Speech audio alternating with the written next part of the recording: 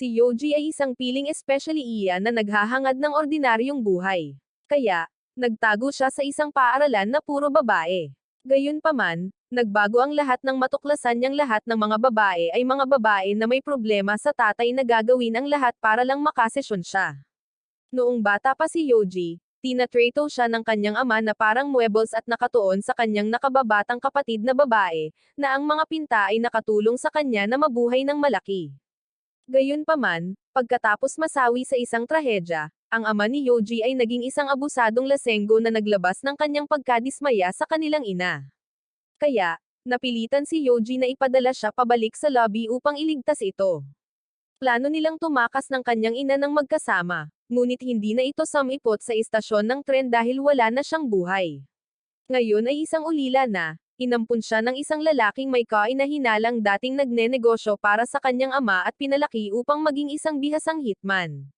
Gayunpaman, sinalakay ng mga federal ang kampo, at kinuha siya ng kanilang pinuno, si Asako, na kalaunan ay ginawa siyang isang alas para sa gobyerno. Isang araw, matapos iligtas ang isang bihag na nagngangalang Chizuru, iginiit niya na bayaran siya. Dahil dito, napagtanto niya na pagod na siyang mamuhay ng puno ng dugo at lihim. Kaya, tinanong niya kung matutulungan niya itong mamuhay ng normal.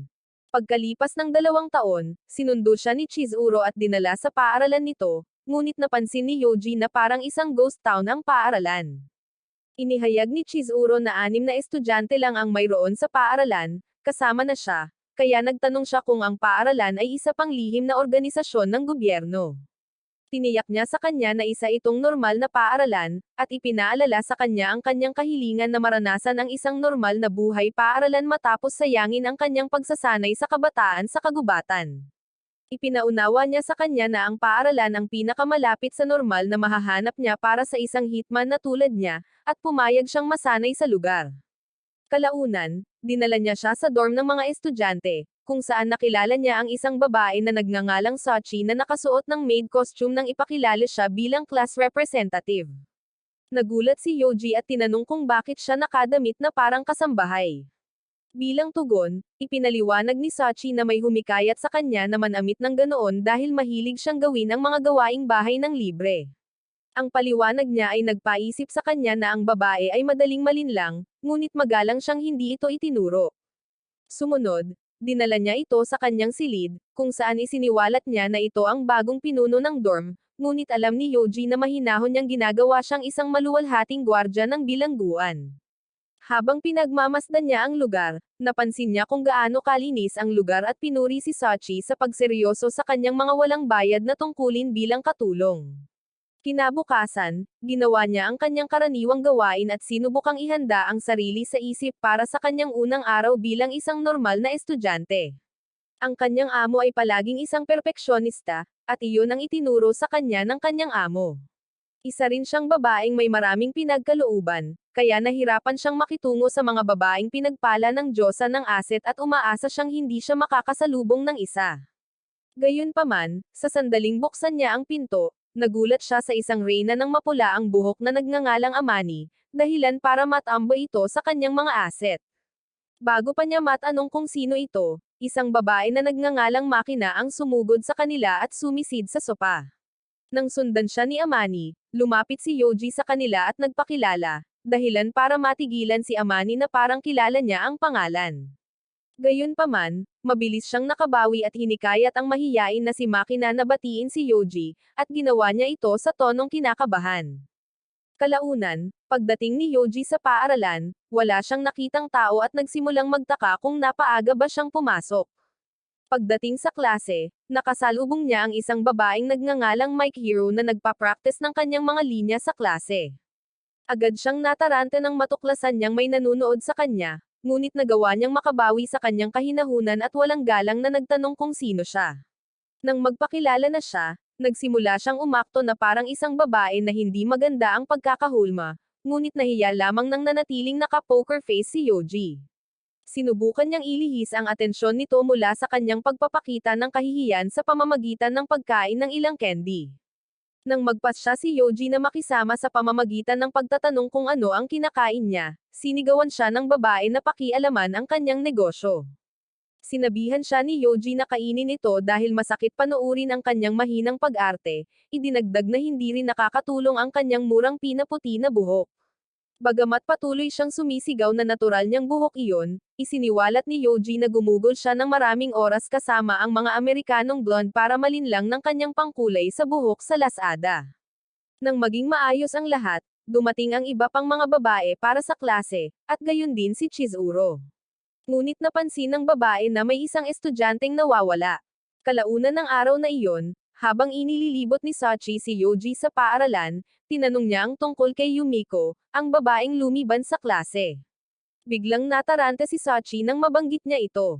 Ngunit nang tanungin niya kung ano ang problema, sinabi nitong maayos naman ang lahat at nagmadaling umalis. Nakaramdam ng matinding pag-aalala ang babae, kaya naisip ni Yoji na manatiling alerto kung sakaling si Yumiko ay isang potensyal na banta. Bumalik siya sa klase para kunin ang kanyang mga gamit at nagulat nang makita si Yumiko na nakaupo sa kanyang mesa. Nagpa siya siyang magpakilala sa kanya, ngunit nang makalapit siya, sinubukan siyang atakihin ng babae gamit ang isang box cutter. Agad na gumanti si Yoji, hinawakan ang kanyang kamay sa kalagitnaan ng pag-ugoy na parang inaasahan niya ang isang pag-atake. Habang hawak niya ang kanyang kamay, mukhang natakot ang babae, ngunit mahinahon niyang sinabi sa kanya na masayang makilala siya. Pagdating niya sa dorm ng gabing iyon, nakita niyang lahat ay nasa loob maliban kay Yumiko. Gayunpaman, napagtanto niya na walang tao sa lounge, at ang una niyang palagay ay lahat sila ay nagkakasiyahan sa kani-kanilang mga silid.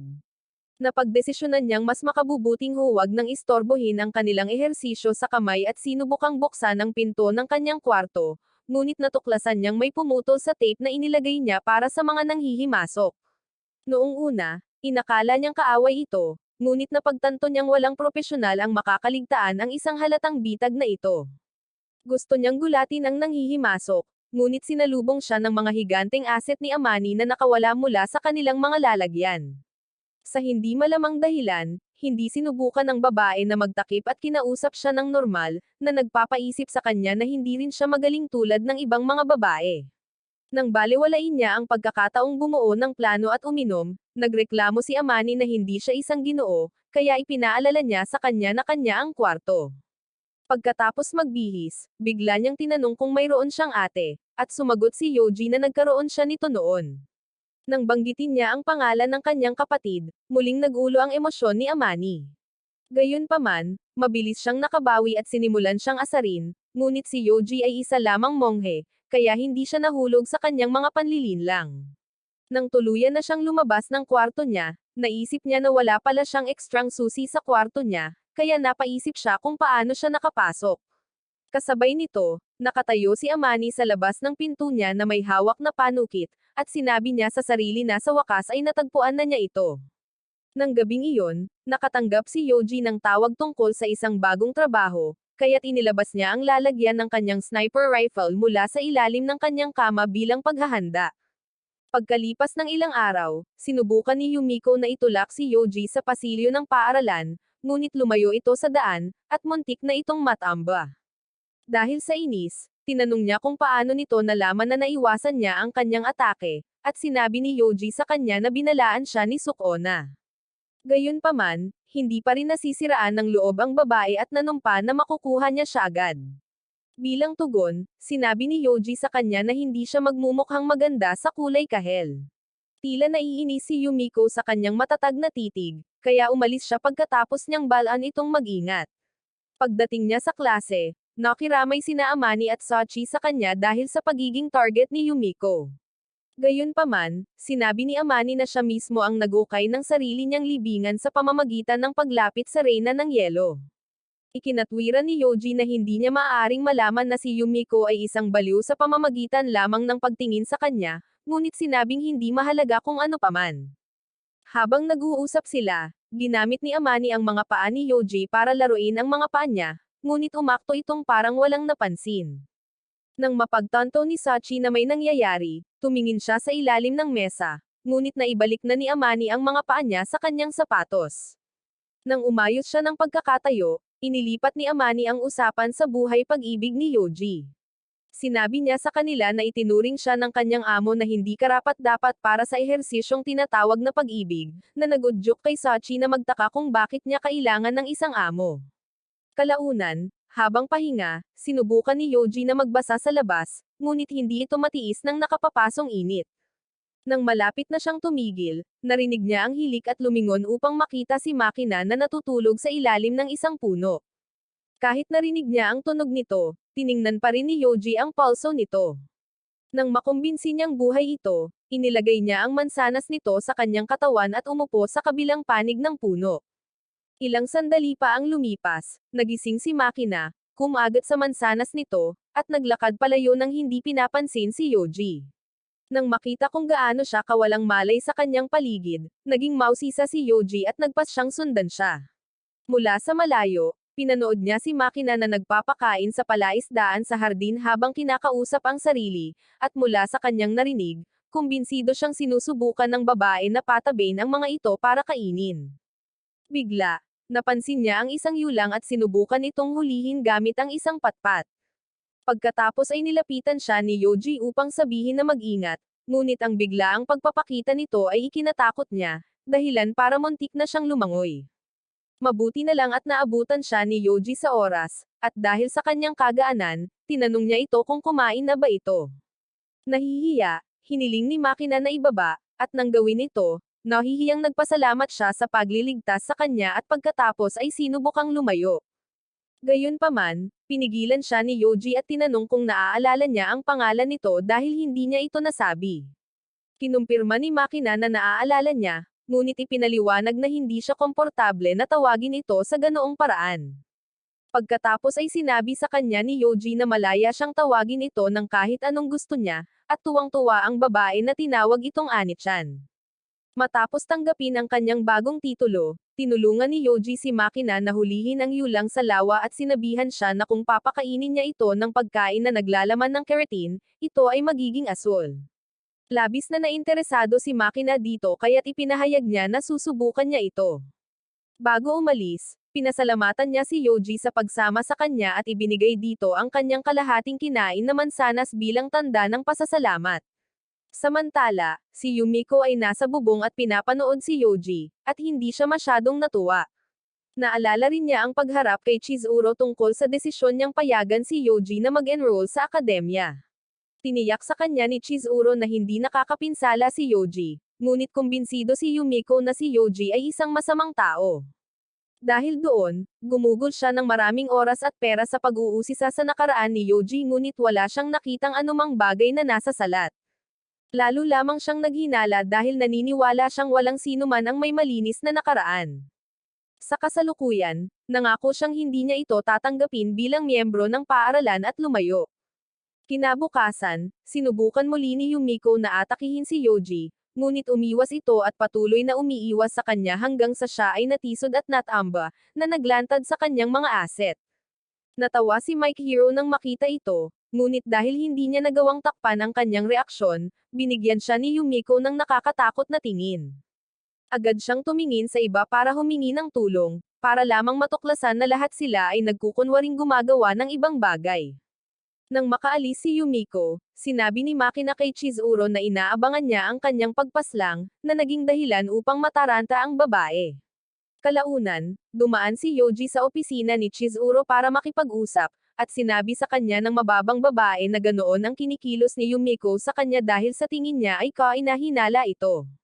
Tinanong ni Yoji kung ano ang magagawa niya para baguhin ang opinyon ni Yumiko, at sinabihan siya ni Chizuru na alamin ito ng mag-isa. Pagkatapos ay tinanong niya kung paano siya umaangkop sa buhay paaralan, at inamin ni Yoji na kahit na nag-e-enjoy siya, pakiramdam niya ay isa pa rin siyang impostor. Tiniyak sa kanya ni Chizuru na masasanay din siya sa mga bagay-bagay kalaunan at isiniwalat na, tulad niya, ang mga babae ay nag-enroll sa paaralan para sa ilang mga kadahilanan. Pagkalipas ng ilang araw, habang naglalakad si Yoji papunta sa paaralan kasama sina Amani at Makina, nakita nila ang isang babaeng blonde sa labas ng gate ng paaralan. Handa sanang balewalain ni Yoji ang babae, ngunit nang tawagin siya nito, sinabihan niya ang mga babae na magpatuloy nang hindi siya kasama.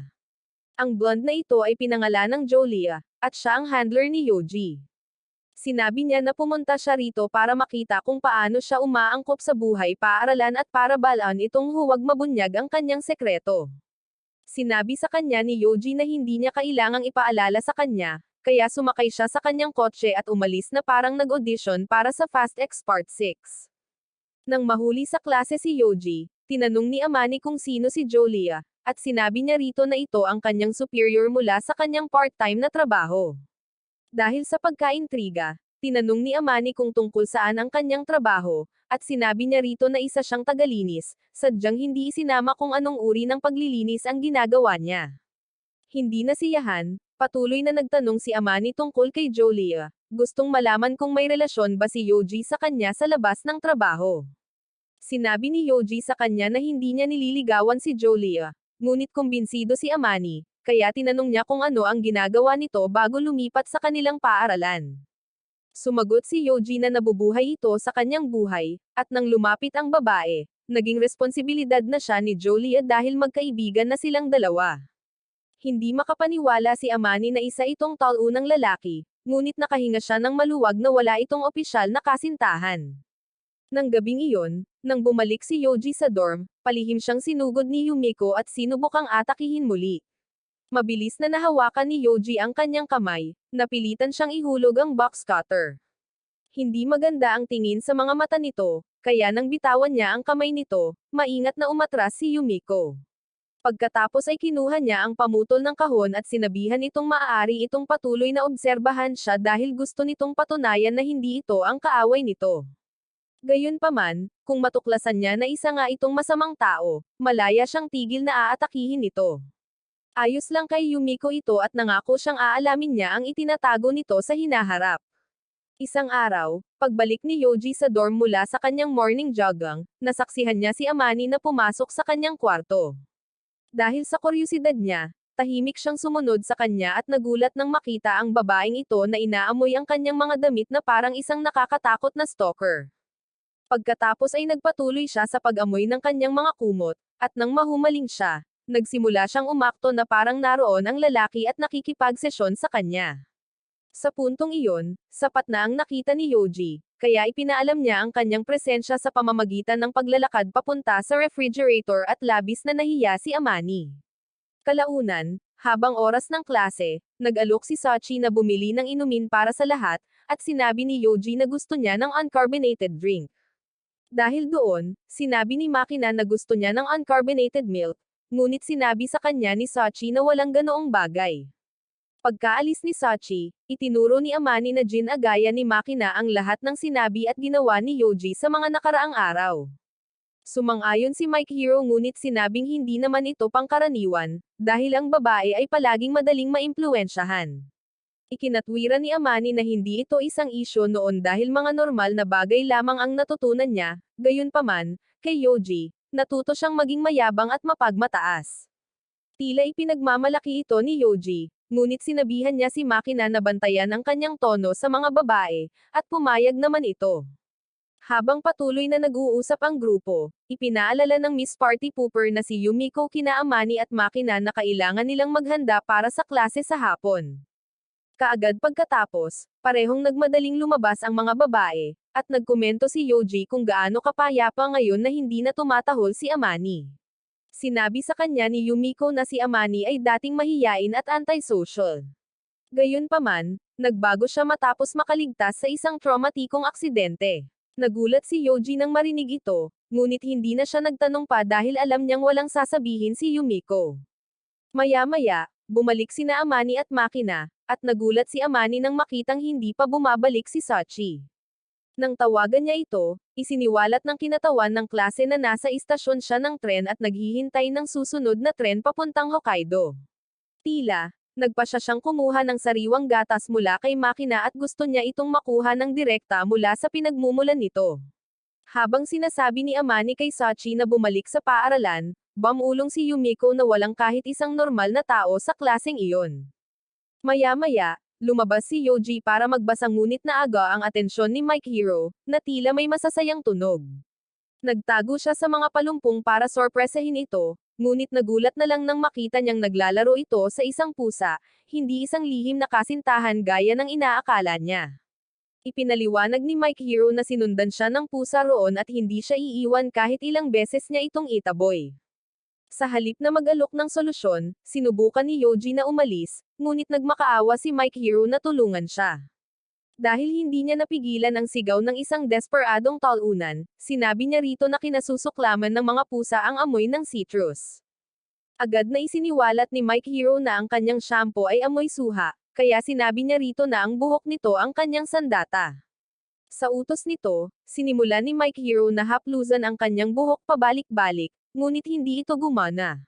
Umakyat ang pusa sa kanyang ulo, iniisip na sinusubukan niya itong laruin. Nang makita ito, sinabi ni Yoji sa kanya na mag-isa lang siya at sinubukang lumayo, ngunit biglang tumakbo palayo ang pusa. Hindi natuwa si Mike Hero dito, ngunit nagkunwari siyang masaya at umalis habang kumakanta ng off-key. Kinabukasan, nasabik si Sachi at nahikayat si Yoji na pumayag sa isang bagay, at pagkatapos niyang magmadaling umalis, tinanong ni Mike Hero kung sigurado ba siya sa kanyang desisyon. Gayunpaman, wala siyang ideya kung ano ang pinag-uusapan nito, dahil parang wala siyang pakialam habang nag-uusap. Nang sandaling iyon, bumalik si Sachi para sukatin ang kanyang sarili, kaya tinanong niya kung para saan ito kailangan. Sinabi ni Sachi na para ito sa supot ng peteng na ginagawa niya para sa kanya at pagkatapos ay nagmadaling umalis muli. Nagulat si Yoji, ngunit naalala niya kung ano ang humantong sa pag-uusap noong una. Nahulog ang pouch ni Mike Hero, at habang ibinabalik niya ang kanyang mga gamit sa loob, napagtanto niyang sira ang zipper. Biglang nagpakita si Sachi sa tabi niya sa sandaling iyon at inalok na ayusin ito kaagad. Pagkatapos ay tinanong niya si Yoji kung ano ang iniisip niya tungkol sa pouch, at sinabi nitong maganda ito bago nag-isip. Kaya, nang tanungin ni Sachi kung gusto niya ng isa, pumayag siya nang hindi niya namamalayan. Bumalik sa kasalukuyan, natarante si Yoji at tinawag si Sachi, umaasang kakanselahin ang kanyang kahilingan. Nang magpakita ito, napagtanto ni Yoji na masasaktan niya ang damdamin nito kung sasabihin niya ang totoo. Kaya, hiniling niya sa kanya na gumawa ng pouch ng asong baliw. Masayang tinanggap ni Sachi ang pagbabago ng order at saka nagmamadaling umalis, iniwan si Yoji na umuuntog sa pader habang minamaliit ang kanyang pagiging maginoo. Ginagawa pa rin niya iyon nang lumiko si Makina sa kanto, kaya tinanong niya kung ano ang problema. Sinubukan ni Mike Hero na ipaliwanag ang sitwasyon, ngunit bumalik si Sachi na may dalang kompletong pouch. Mukhang malapit nang mawala ng malay si Yoji sa kahihiyan. Kaya, kinuha ni Mike Hero ang pouch at tinanong si Makina kung nagustuhan niya ito. Agad na nabighani ang dalaga sa mga batong ginamit ni Sachi sa pagdisenyo ng pouch. Kaya, hiniling ni Yoji kay Sachi na ibigay ito kay Makina. Pumayag si Sachi at sinimulang ipakita sa nasa sabik na si Makina kung ano ang itutulak para tumahol ang aso. Pagkatapos nilang maglakad palayo, nagpasalamat si Yoji kay Mike Hero sa pagliligtas sa kanyang imahe sa lipunan at nangakong gagantihan siya. Kalaunan ng araw na iyon, habang panahon ng palakasan, napilayan si Amani sa kanyang bukong-bukong, kaya dinala siya ni Yoji sa infirmary. Nang matapos niya itong gamutin, sinubukan niyang umalis, ngunit kumapit ito sa kanyang baywang, nagmamakaawa na manatili siya. Dahil sawang-sawa na sa inaasal nito, tinanong niya ito kung ano ang gusto nito, at sinabi nitong gusto niya itong maging kasintahan. Tumanggi si Yoji nang walang pag-aalinlangan, ngunit hindi napigilan ni Amani at tinanong kung maaari ba itong maging ate niya. Nang subukang tumanggi ulit ito, napagbago ng kanyang isip dahil sa pagkakasala. Kinabukasan, habang nanananghalian, nagdala sina Amani at Makina ng isang malaking bento para pagsaluhan ni Yoji. Sinubukan niyang tumanggi, ngunit mapilit si Amani, kaya pumayag na lang siya at hinayaan itong pakainin siya ng unang subo. Habang ngumunguya siya ng pagkain, hindi niya maiwasang makaramdam ng kapanatagan dahil ito ang unang pagkakataon na naramdaman niyang nabibilang siya sa isang lugar simula nang masawi ang kanyang amo, na kanyang kinakasama. Pagkalipas ng ilang araw, habang tumatakbo pabalik sa dorm si Yoji, nakita niya si Mike Hero na nakatayo sa bangin malapit sa parola.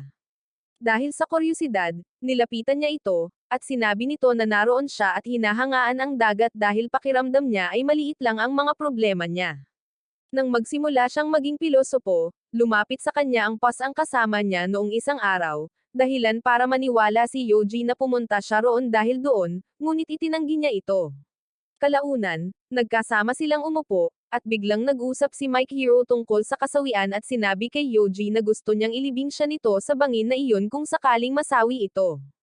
Hindi maiwasan ni Yoji na isipin na may mali kay Mike Hero, at patuloy itong bumabagabag sa kanya hanggang sa susunod na araw.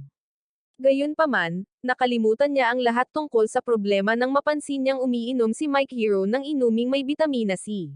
Inaangkin ni Mike Hero na ang bitamina C ay nakapagpapatalino sa mga tao at sinabing hindi niya bibigyan si Yoji ng kahit ano dahil kailangan niya ang lahat ng lakas ng utak na makukuha niya. Matapos siyang tumakbo, naisip ni Yoji sa sarili na ang pagkatalunan ng babae ay nakaugalian na. Nang araw na iyon, habang ang lahat maliban kay Mike Hero ay nakatambay sa sala, sinabi ni Makina kay Yoji na naniniwala siyang si Mike Hero ay sinaniban. Iyon ay dahil isang sandali ay umakto siyang parang baliw na kakaunti ang gumaganang mga selula ng utak, at sa sumunod na sandali ay matalino at seryoso na siya. Kinumpirma ng ibang mga babae ang sinabi ni Makina, at habang sinusubukan pang magpaliwanag ni Makina, kumidlat sa labas, na ikinagulat ni Yumiko. Kinabukasan, pagbalik ni Yoji sa dorm, nilapitan siya ni na Amani, Sachi, at Makina, at humingi ng pabor si Amani. Sinabi sa kanya ni Yoji na hindi niya siya matutulungan sa ngayon at nagsimulang maglakad papunta sa kanyang silid. Sa sandaling iyon, bumaba si Yumiko at sinabi sa grupo na lalabas siya, ngunit iginiit ng mga babae na sagutin muna niya ang isang tanong. Gusto nilang malaman kung sa tingin niya ay hindi maaaring maging magkaibigan ang mga lalaki at babae, at sinabi ni Yumiko na wala siyang sagot. Pagkaalis niya, pumasok si Mike Hero, kaya tinanong nila siya ng parehong tanong. Bigla niyang iniabot ang kanyang bag kay Sachi at nagmamadaling umalis, hindi pinansin si Makina, na tumatawag sa kanya. Nag-alala ang lahat sa ginawa ni Mike Hero, kaya hinabol siya ni Yoji. Natagpuan niya itong nakayuko sa may fountain sa hardin ng paaralan, ngunit sinugod siya nito at naglakad palayo.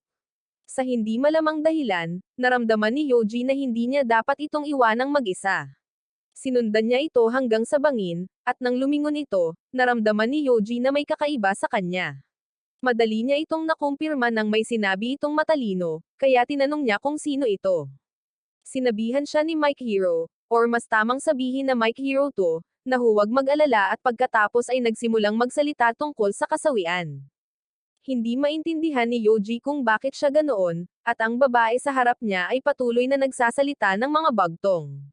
Matapos tumakbo palayo ang pasang nasa kandanggan niya, sinubukan ni Yoji na umalis, ngunit sinabihan siya ni Mike Hero na maghintay at tinanong kung nagkaroon na ba siya ng kasintahan noon. Sinabi ni Yoji na hindi niya hilig ang mga relasyon, kaya tinanong niya kung may nahalikan na ba ito, at sumang-ayon siya. Dahil sa pagkaintriga, tinanong niya ito kung pwede niya itong halikan para malaman kung ano ang pakiramdam ng paghalik, at pumayag si Yoji. Gayunpaman, mukhang nagulat ito nang idikit nito ang mga labi sa kanya. Nang humiwalay siya, sinabi nito sa kanya na hindi pa rin niya maintindihan ang hype tungkol sa paghalik. Sinubukan ni Yoji na tanungin kung ano ang endgame niya, ngunit pinutol niya ito, sinabing magkikita sila mamaya, na siyang ikanalito niya. Sa sumunod na sandali, nabawi ng tunay na Mike Hero ang kontrol at nataranta sa kung gaano kalapit si Yoji sa kanya. Ito ang naging dahilan upang aksidente siyang matisod at mahawakan ang dumi ng aso, kaya nagsimula siyang sumigaw sa aso at sa may-ari nito. Nang matapos siya, pinunasan niya ang kanyang kamay at sinalubong siya ni Yoji, dahilan para mapaisip si Mike Hero kung naaapektuhan ba ng init ang utak nito. Gayunpaman, bigla siyang naging seryoso at tinanong kung may nasabi ba siyang kakaiba sa kanya. Ipinaalala ni Yoji sa kanya na siya ang reyna ng kakaiba at nagsimulang maglakad palayo, kaya sinundan niya ito at sinimulang pagsabihan. Kinabukasan sa paaralan, pinagmasdan ni Yoji si Mike Hero habang kinukutya niya si Yumiko at iniisip kung alam ba nito ang kanyang split personality.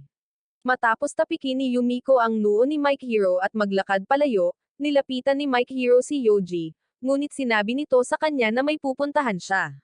Habang nagsisimula itong maglakad palayo, sinundan siya nito, tinatanong kung bakit siya iniiwasan nito. Nang tumanggi si Yoji na sumagot, hinaranggan niya ang kanyang daan at humingi ng sagot. Kaya, sinabi niya rito na na-osculate siya nito. Dahil kasing walang isip niya si Luffy, walang ideya si Mike Hero kung ano ang ibig sabihin ng salitang iyon, ngunit nagkunwari siya at hiniling dito na ipakita sa kanya kung paano niya ito na-osculate. Tinanong ni Yoji kung sigurado ba siyang gusto niyang ulitin niya ang nangyari, at kinumpirma ni Mike Hero na sigurado siya. Gayunpaman, nang sandaling gumalaw ito para halikan siya, natarante siya at tumakbo palayo habang sumisigaw. Hindi siya tumigil hanggang sa makarating siya sa patio, at habang siya ay nahihilo sa muntik ng mangyari, lumapit sa kanya ang Pas-Anggala.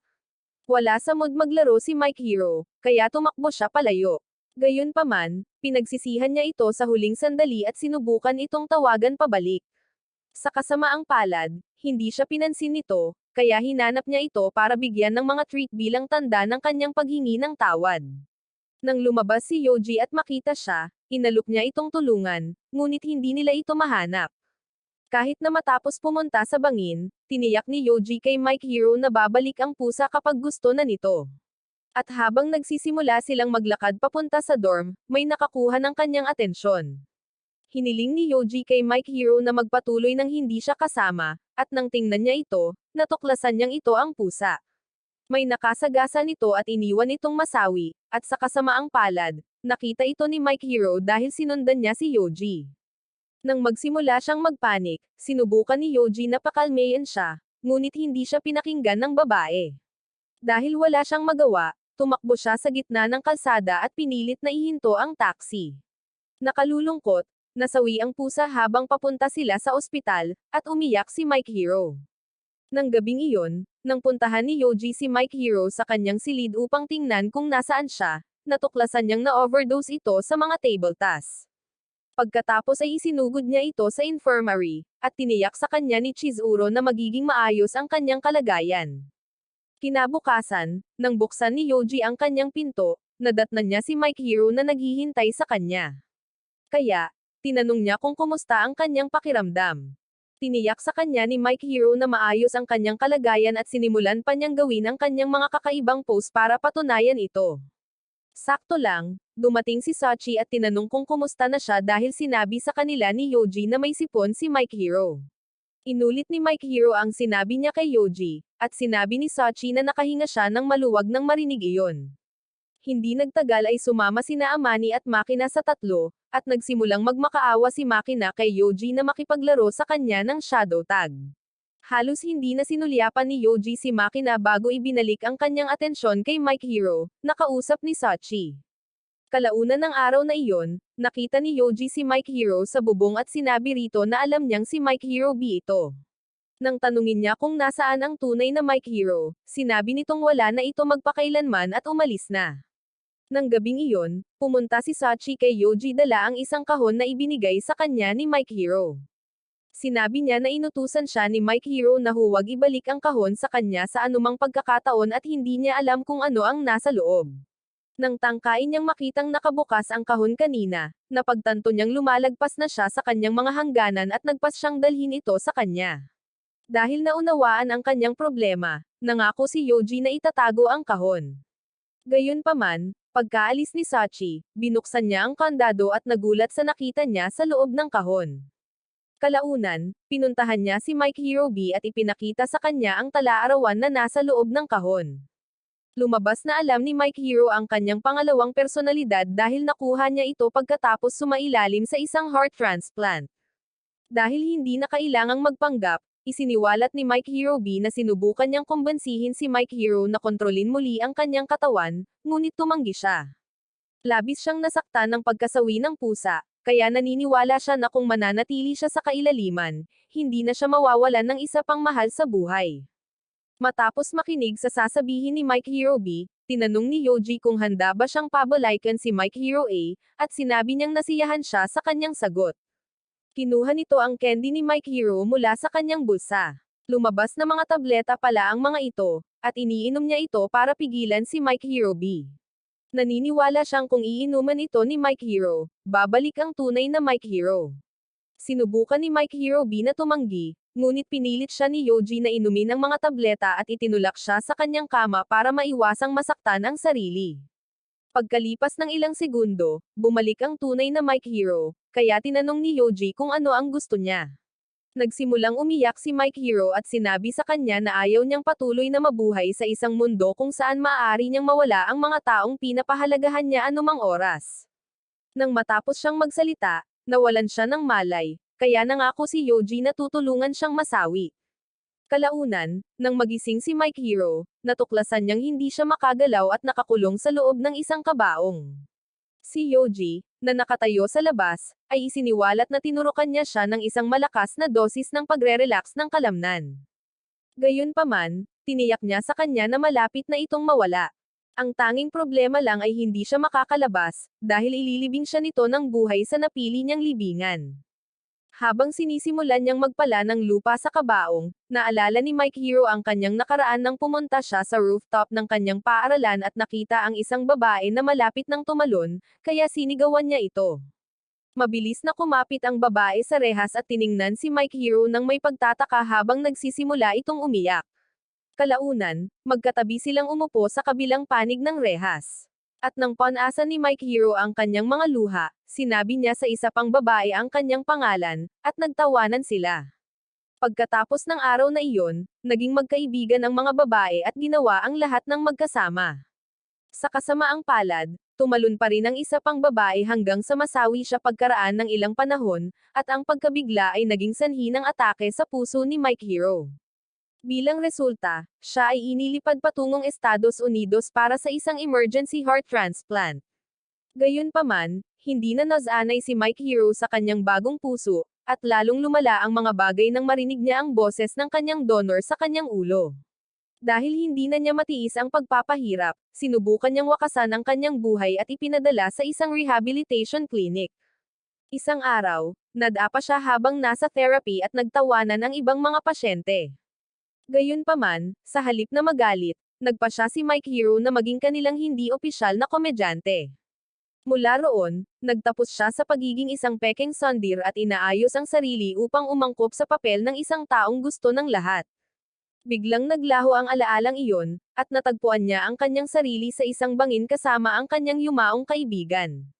Nabura ang mukha ng babae, na parang ayaw nang alalahanin ni Mike Hero kung ano ang hitsura niya sa kanyang mga huling sandali. Habang nakatayo silang nakatitig sa isa't isa, niyaya ng babae si Mike Hero na sumama sa kanya, ngunit tumanggi si Mike Hero. Sinabi niya na matagal nang sawi ang babae, at kahit mahal niya ito, hindi niya ito makakasama dahil hindi pa niya ito oras. Pagkasabi ni Mike Hero ng mga salitang iyon, nawala ang babae, naiwan ang kanyang sapatos at isang collage ng larawan niya at ni Mike Hero. Sa halip na kunin ang mga gamit, tumalikod si Mike Hero para umalis. At nang muling magpakita ang espiritu ng pusa, tila masaya ito. Humingi ng paumanhin si Mike Hero sa pagpapabeya dito, ngunit sinabing sa wakas ay magtutuon na siya sa kanyang kinabukasan. Pagkatapos ay binuksan niya ang isang pinto at natagpuan ang sarili na nasa loob muli ng kabaong. Gamit ang kaunting lakas na mayroon siya, pinilit ni Mike Hero na buksan ang kabaong at nagsimulang subukang gumapang palabas ng kanyang libingan sa gitna ng malakas na ulan. Mabuti na lang at naroon si Yoji upang tulungan siya, at isiniwalat niya na si Mike Hero ay gumugol ng 3 araw sa loob ng kabaong na iyon. Nagulat si Mike Hero, ngunit higit sa lahat ay dahil sa katotohanang ginugol ni Yoji ang 3 araw na iyon sa paghihintay sa kanya. Sinabi niya sa kanya na iyon ay dahil alam niyang ayaw talaga nitong masawi at kalaunan ay malalampasan niya ang kanyang mental block. Habang naglalakad palayo, tinawag siya ni Mike Hero, tinatanong kung buhay pa ba talaga ito. Nang makumpirma ni Yoji na buhay pa nga ito, tumalon siya sa likod nito at nagpasalamat sa pagliligtas sa kanya. Pagkalipas ng ilang araw, dinala ni Yoji si Mike Hero B sa bahay ng pamilya nito sa Estados Unidos dahil iyon ang gusto ng tunay na Mike Hero. Habang kinakausap ni Mike Hero B ang pamilya nito, tinawagan ni Yoji si Jolia at pinasalamatan sa pagtulong sa kanya na mahanap ang pamilya ni Mike Hero B. Pagkababa niya ng telepono, agad na niyakap ni Mike Hero B si Jolia at nagpasalamat sa pagbibigay sa kanya ng napakahalagang reg-along iyon. Pagkalipas ng ilang araw, inutusan si Jolia ng kanyang superior na utusan si Yoji na kumbensihin si Yumiko na bumalik sa kanyang pamilya. Mariing tumanggi si Jolia, sinabing si Yoji ay hindi isang therapist or guidance counselor. Gayunpaman, nang bantaan ng supervisor na magpapadala ng mga tao para takutin si Yumiko na bumalik, nag-isip-isip siya. Nang linggo ring iyon, habang naglalaro ng Monopoly si Yoji at ang iba pang mga babae, lumabas si Yumiko ng dorm nang hindi nagsasalita sa kanila. Halos agad-agad, ibinaba ni Yoji ang kanyang mga baraha at sinundan siya, na nag-udyok kay Makina na sabihin na sinusundan niya si Yumiko na parang nawawalang tuta. Tila hindi ito nagustuhan ni Amani, kaya sinabi niya kay Makina na mamamalengke sila, na ikinatuwa ng dalaga. Samantala, hindi itinago ni Yoji ang katotohanang sinusundan niya si Yumiko, kaya tinanong ng dalaga kung bigla na lang itong umibig sa kanya. Hindi pinansin ni Yoji ang tanong at sinabihan siyang magpanggap na wala siya roon, ngunit itinuro ni Yumiko na ang kanyang emo energy ay hindi isang bagay na maaaring balewalain. Lumabas na sa halip na utusan si Yoji na kumbinsihin si Yumiko na umuwi, inutusan siya ni Jolia na maging bodyguard niya, kaya naman nakatayo siya ngayon sa likuran niya habang gumuguhit ito sa tabi ng ilog. Nang purihin niya ang kanyang pagguhit, sinabihan siya ni Yumiko na ilabas ang kanyang opinyon kung saan hindi sumisikat ang araw. Nang sandaling iyon, umulan, kaya sinubukan ni Yumiko na tumakbo, ngunit nadapa siya at natapon ang laman ng kanyang bag. Habang kinukuha nila ang mga gamit, may mga lalaking nakasot na nakapalibot sa kanila at sinabihan si Yumiko na sumama sa kanila. Dahil sa takot, nagtago si Yumiko sa likod ni Yoji, at nang hawakan ng isa sa mga lalaki ang balikat ni Yoji, itinuro ni Yoji sa kanya ang kahulugan ng personal na espasyo. Nang makita ito, sinubukan ng ibang mga lalaki na umatake, ngunit walang kahirap-hirap silang pinahirapan ni Yoji at tumakbo palayo kasama si Yumiko. Gayunpaman, dahil malakas ang ulan, nagtago sila sa ilalim ng tulay. Habang hinihintay nilang hamupa ang ulan, ginamit ni Thor ang kanyang kapangyarihan, tinakot si Yumiko sa mga bisig ni Yoji. Habang nanginginig siya sa takot, sinimulan niyang ikwento sa kanya kung paano pinakasalan ng kanyang ama ang kanyang ina dahil gusto nito ng anak na lalaki.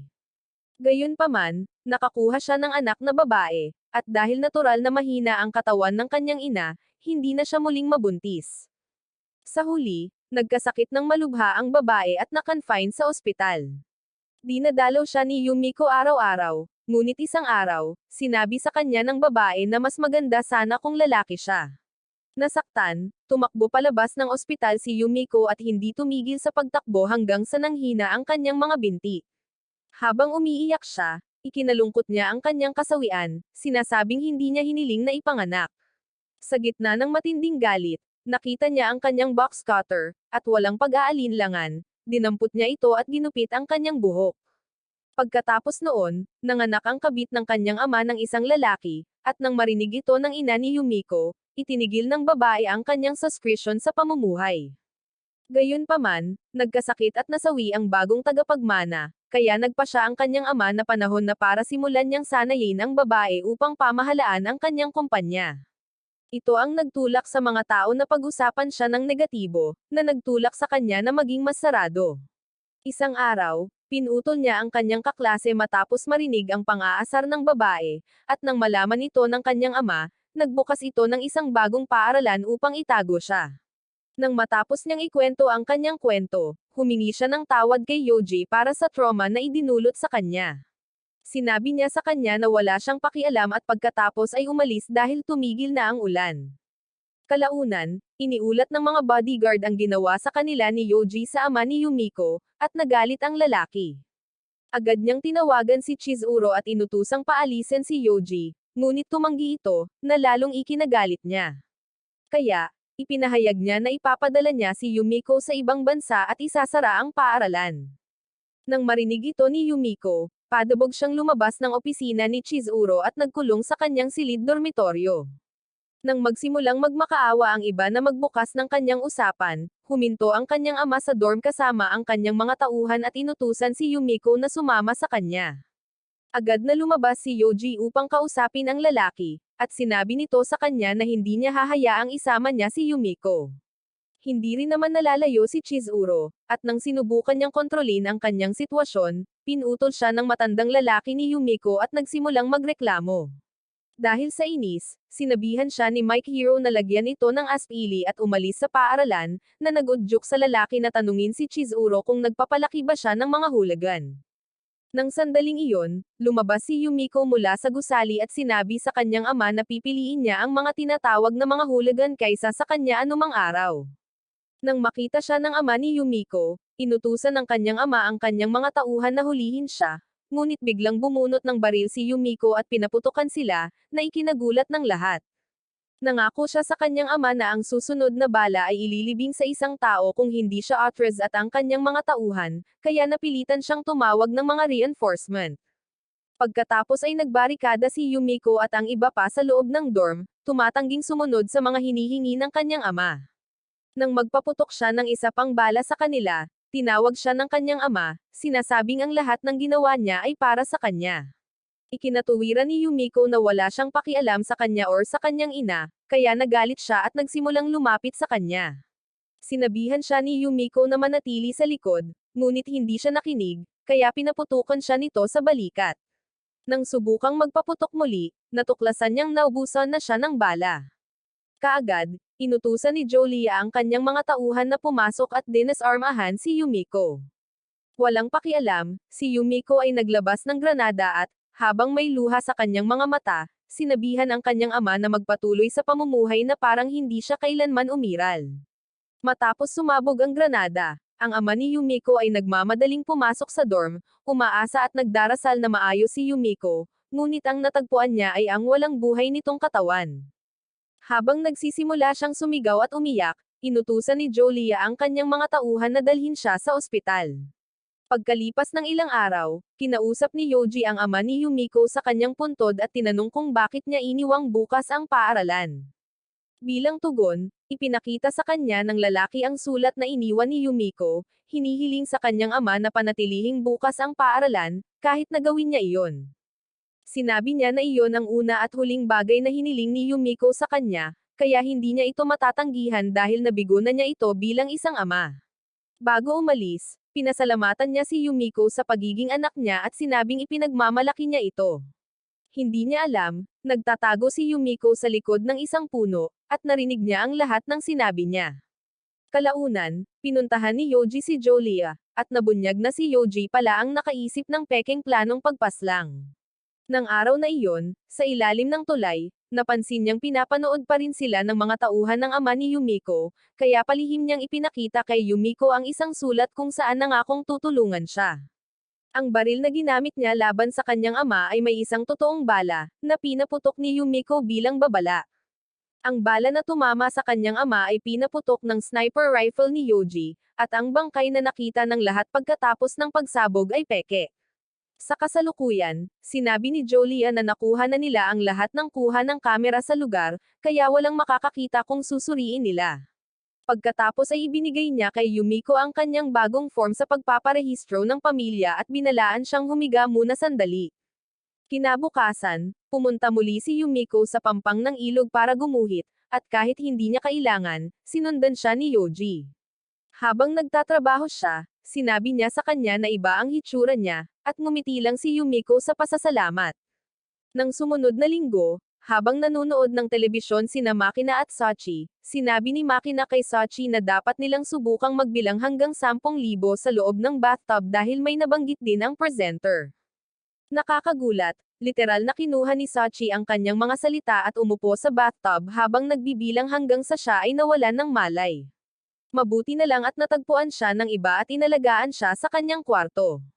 Hindi maiwasan ni Makina na makaramdam ng pagkakasala sa nangyari, kaya binalaan siya ni Amani na huwag magmungkahi ng mga bagay kay Sachi, dahil ang babae ay sapat na walang isip para subukan ito. Nang lumabas ang mga babae para kumuha ng isang bagay, narinig ni Yoji si Sachi na bamulong habang natutulog at nagulat siya. Kaya, kinabukasan, habang nagpapasalamat si Sachi sa mga babae sa pag-aalaga sa kanya, lumabas siya upang patunayan ang kanyang mga hinala. Kinabukasan, iniwan ni Chizuru ang mga babae upang mag-aral para sa kanilang mga pagsusulit. Ngunit si Mike Hero, na nangakong mananatiling talunan, ay nagsimulang magreklamo. Umabot pa nga siya sa puntong hiniling niya kay Sachi na alisin ang mga pagsusulit, na nagresulta sa kanyang pagkadismaya mula kay Amani. Binalaan siya ng huli na tumigil sa pagsasabi ng mga kalokohan, ngunit sa pagkagulat ng lahat, nangako si Sachi na tutuparin niya ang kahilingan ni Mike Hero. Pagkatapos ng klase, kumatok si Amani sa pinto ni Sachi, ngunit hindi sumagot si Sachi, na ikinabahala niya. Bago pa niya maisip ang gagawin, bumalik si Yoji, kaya umupo siya kasama nito sa sala at ipinaliwanag ang lahat. Sinabi ni Yoji na alam ng lahat na hindi konektado ang bibig at utak ni Mike Hero, kaya hindi na maaaring seryosohin ang kanyang mga salita. Pumayag si Amani ngunit ipinaalala kay Yoji ang insidente sa bathtub. Nangako si Yoji na kakausapin niya si Sachi, at sinabi ni Yumiko na iyon ang isa sa pinakamatalinong desisyon na nagawa niya. Pagkatapos noon, nagpa siya ang mga babae na matulog na, ngunit huminto si Yumiko sa hagdan upang kausapin si Yoji tungkol sa isang tsismis na narinig niya. Tila, sinunog ng isang babae ang kanyang paaralan upang pigilan ang isang pagsusulit, at gusto niyang malaman kung sa tingin nito ay aabot sa ganoon si Sachi. Sinabi sa kanya ni Yoji na matalinong babae si Sachi. Gayunpaman, kung gagawa siya ng mga malalaking desisyon, hahawakan niya ang sitwasyon. Nang gabing iyon, pagkatapos matulog ng lahat, tumayo si Sachi sa harap ng kanyang aparador, sinasabi sa kanyang sarili na kailangan niyang maging isang mabuting babae. Gayunpaman, palihim pa rin siyang lumabas ng dorm at pumunta sa paaralan upang kumuha ng mga sukat. Sa mga sumunod na araw, lahat ay nag-aral para sa mga pagsusulit, ngunit pinanatili ni Yoji ang kanyang mata kay Sachi. Tama naman, dahil ang babae ay nag-aalangan sa kanyang silid tuwing gabi. Noong araw bago ang pagsusulit, hindi siya sumipot sa klase, na nagdulot ng pag-aalala kina Amani at Makina. Nang gabing iyon, palihim na pumasok si Sachi sa paaralan at inilagay ang kanyang mga gawang bahay na bomba sa mga estratehikong lugar. Nang matapos siya, sinet niya ang timer, ngunit nagulat siya at mabilis na itinago ang controller. Nang pumasok ang ibang mga babae, sinabi nila sa kanya na pinapunta sila ni Yoji doon at nagtataka kung para saan niya kailangan ang mga ito. Agad na sinubukan ni Sachi na i-deactivate ang kanyang mga bomba, ngunit hindi gumana ang control, at doon na nagsimula ang kanyang pagkataranta. Kinakabahan niyang iminungkahi sa iba na bumalik sila sa dorm, ngunit tumanggi ang mga babae, sinabing kailangan nilang maghintay kay Yoji. Ipinatong pa ni Mike Hero ang kanyang binti sa mesa kung saan itinago ni Sachi ang isang bomba, at nagbago ang kilos ni Sachi. Desperadong sinubukan niyang kumbansihin ang mga babae na umalis, na nag-udyok kay Yumiko na tanungin kung may itinatago siya. Itinanggi ito ni Sachi, ngunit nang lapitan siya ni Amani, hinampes niya ang kanyang kamay at itinulak siya.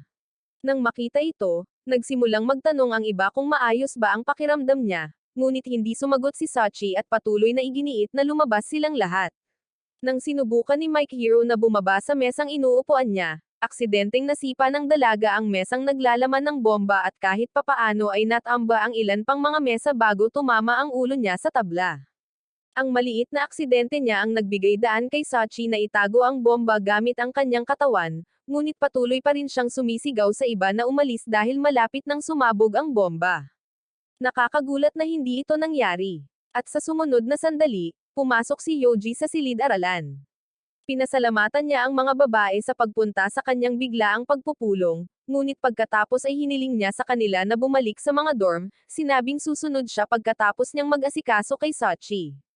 Agad na nagreklamo si Mike Hero, sinasabing gusto ni Yoji na makasama si Sachi ng mag-isa para makagawa ito ng mga kalokohan kasama niya, ngunit sinabihan siya ni Yumiko na tumahimik.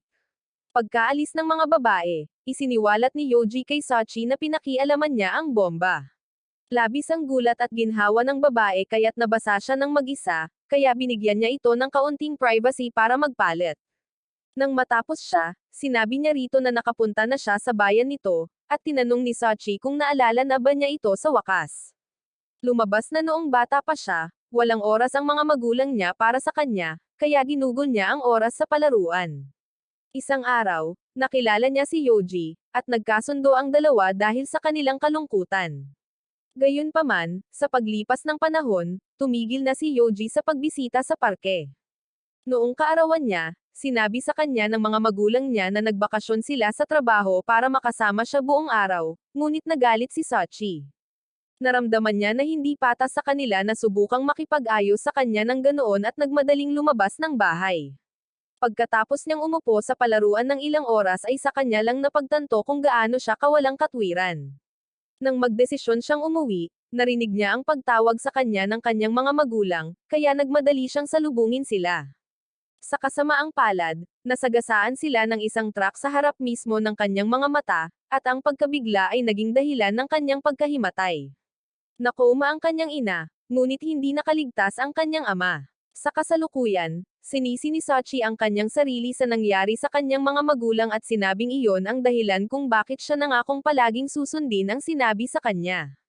Sinabi sa kanya ni Yoji na walang masama sa pagiging makasarili paminsan-minsan, dahil ang kanyang pagiging makasarili ang nakatulong sa kanya na makalimutan ang kanyang mga problema ng ilang sandali.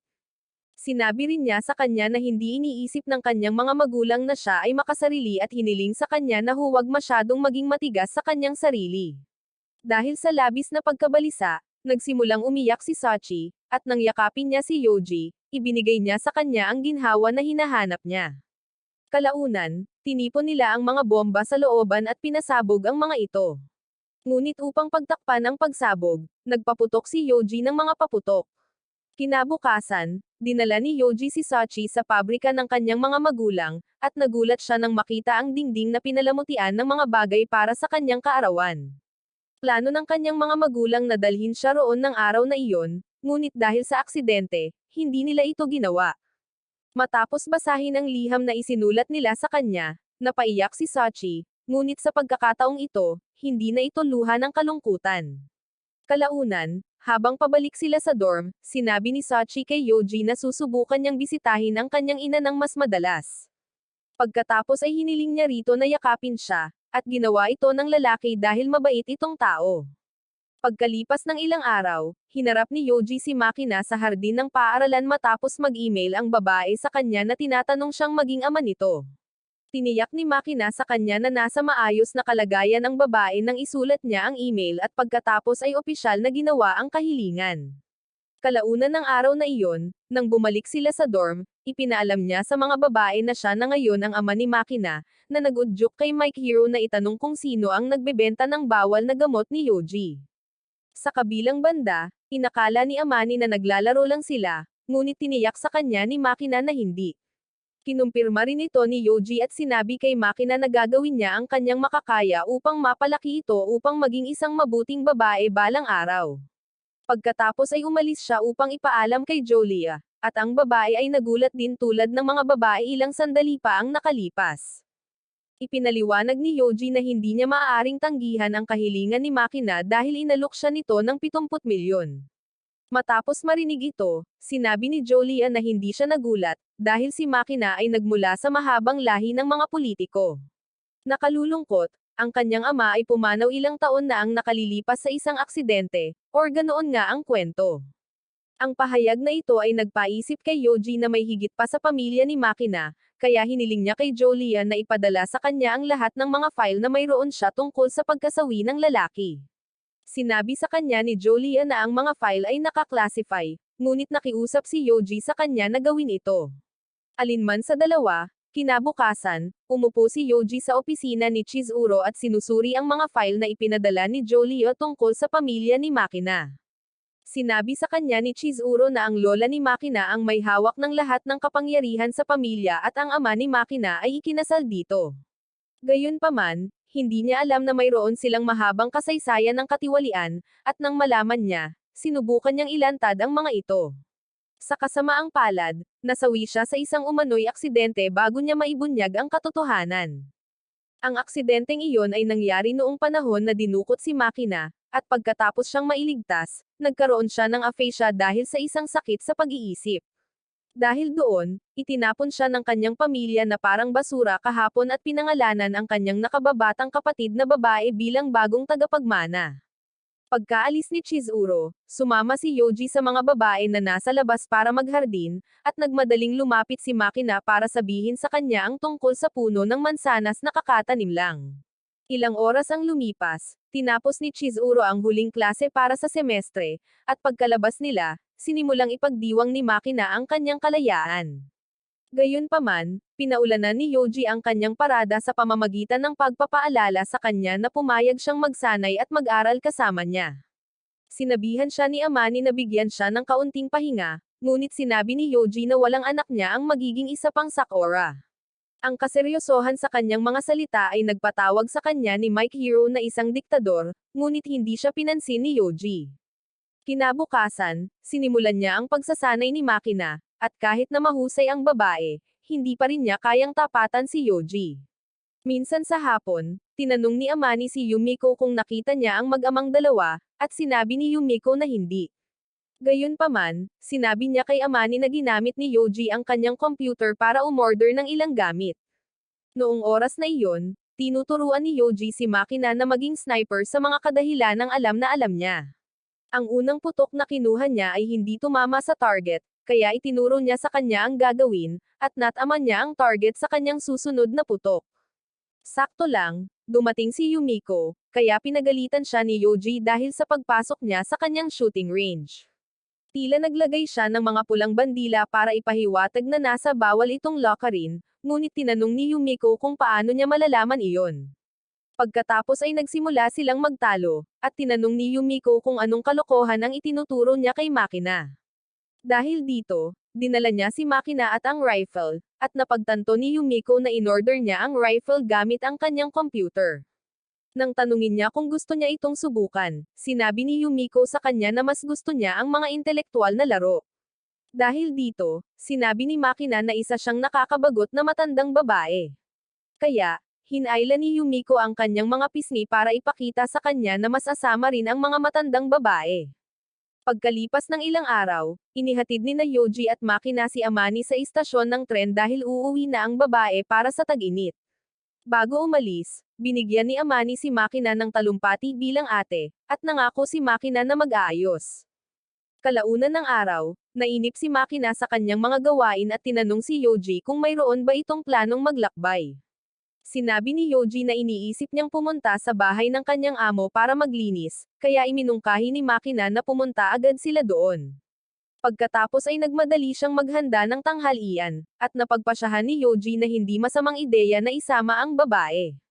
Sa kalaunan, sumakay sila sa motor ni Amani, at habang papunta sila sa kanilang destinasyon, tinanong ni Makina si Yoji tungkol sa kanyang amo. Sinabi niya na kinupkup siya nito dahil ang kanyang ama-amahan ay isang masamang tao, at habang lumilipas ang mga taon, tinuruan siya nito kung paano mabuhay ng mag-isa.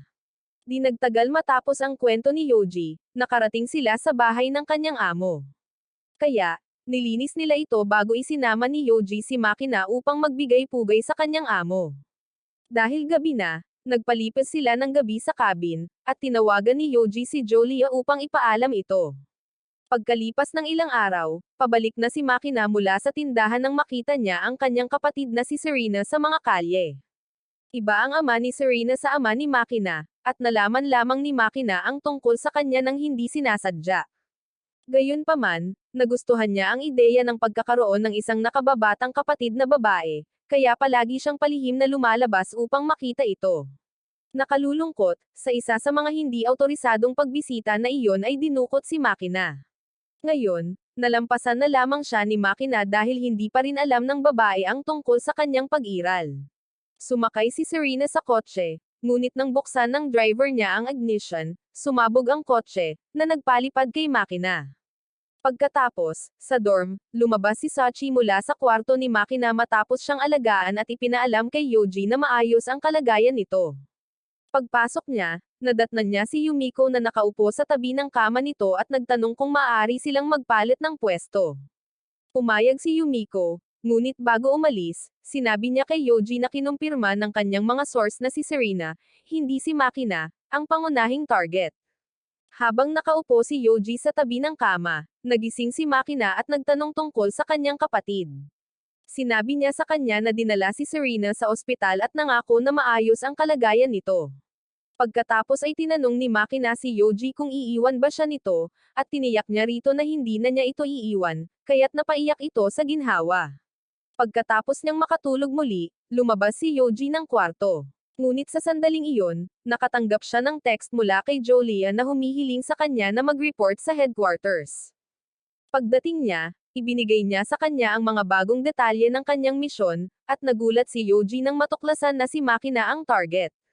Pagkalipas ng ilang oras, sinimulan ni Jolia at ng iba pa niyang kasamahan na hanapin si Yoji. Lumabas na matapos ibigay ni Jolia ang mission file kay Yoji, nagkunwari itong tinanggap ito. Gayunpaman, kinaumagahan, inutusan niya si Makina na iimpake ang mga gamit nito at malabong ipinaliwanag sa mga babae na nasa panganib si Makina. Hindi siya pinilit ng mga babae na magbigay ng mga detalye, ngunit nais nila ang ikabubuti niya at ni Makina. Ibinigay pa nga ni Sachi kay Makina ang puno ng mansanas na itinanam niya sa paaralan noong isang araw at sinabihan siyang siguraduhing ibabalik niya ito. Habang naglalakad sila palayo, tinanong ni Yoji si Makina kung naiintindihan niya ang ipinahihiwatig ng nangyayari. Sinabihan siya ni Makina na huwag siyang ipagkamali sa talunan at tiniyak sa kanya na alam niyang nasa panganib ang buhay niya. Gayunpaman, sinabi niya na wala siyang pakialam basta't naaalala siya ng mga tao sa mabuting paraan. Ang tanging ikinalulungkot niya ay hindi siya nakapagpaalam kay Yumiko. Pagkatapos ay hiniling ni Yoji sa kanya na tumingin sa rooftop ng paaralan, at nang makita niya ito, nakita niya si Yumiko na nanunood sa kanila, na nagpasabik sa kanya. Maya-maya, nakarating sila sa bayan, ngunit nakita ni Yoji ang sasakyan ni Jolia na nakaparada sa malapit, kaya pinahinti niya si Makina sa isang bookstore. Pagkatapos ay tumayo siya malapit sa sasakyan para makuha ang atensyon ni Jolia. Tinanong ng babae kung talagang kakalabanin niya ang organisasyon, at kinumpirma ni Yoji na oo. Itinuro ni Jolia na hindi mahalaga kung itutuloy niya ang trabaho dahil patuloy siyang hahabulin ng pamilya ni Makina. Dahil sa kuryosidad, tinanong niya kung bakit gusto na siyang tapusin ang sarili niyang pamilya matapos siyang itapon noong panahon na kailangan niya sila. Ipinaliwanag ni Jolia na si Makina ay ipinanganak na may photogenic memory, at bago siya dinukot, aksidente niyang natagpuan at nabasa ang mga journal na ninakaw ng kanyang ama para ilantad ang kanyang ina. Matapos siyang magkasakit, napagpasyahan nilang hindi na mahalaga iyon. Gayunpaman, pagkatapos ng nangyari sa kanyang kapatid noong nakaraang araw, tinawagan ni Makina ang kanyang ina para pagbantaan siya. Sa halip na lutasin ang isyu, nagpa siya ang babae na palayasin ang kanyang sariling anak na babae tulad ng ginawa niya sa kanyang asawa. Pagkatapos magsalita ni Jolia, sinabi ni Yoji na dapat matuto ng aral ang lahat ng masasamang madrasta sa anime mula sa ina ni Makina. Nangako rin siyang paprotektahan si Makina gamit ang kanyang buhay at sinabi kay Jolia na malaya siyang habulin siya. Pagkasabi nito, mabilis na umalis si Jolia, at bumulong si Yoji ng paghingi ng tawad sa kanya. Kinabukasan, habang nag-aalmusal sina Yoji at Makina, ang kanilang mga kapitbahay ay nag-eehersisyo ng napakalakas, at ang inosenteng si Makina ay nagsimulang kumatok sa dingding upang sabihin sa kanila na huwag itong gawin.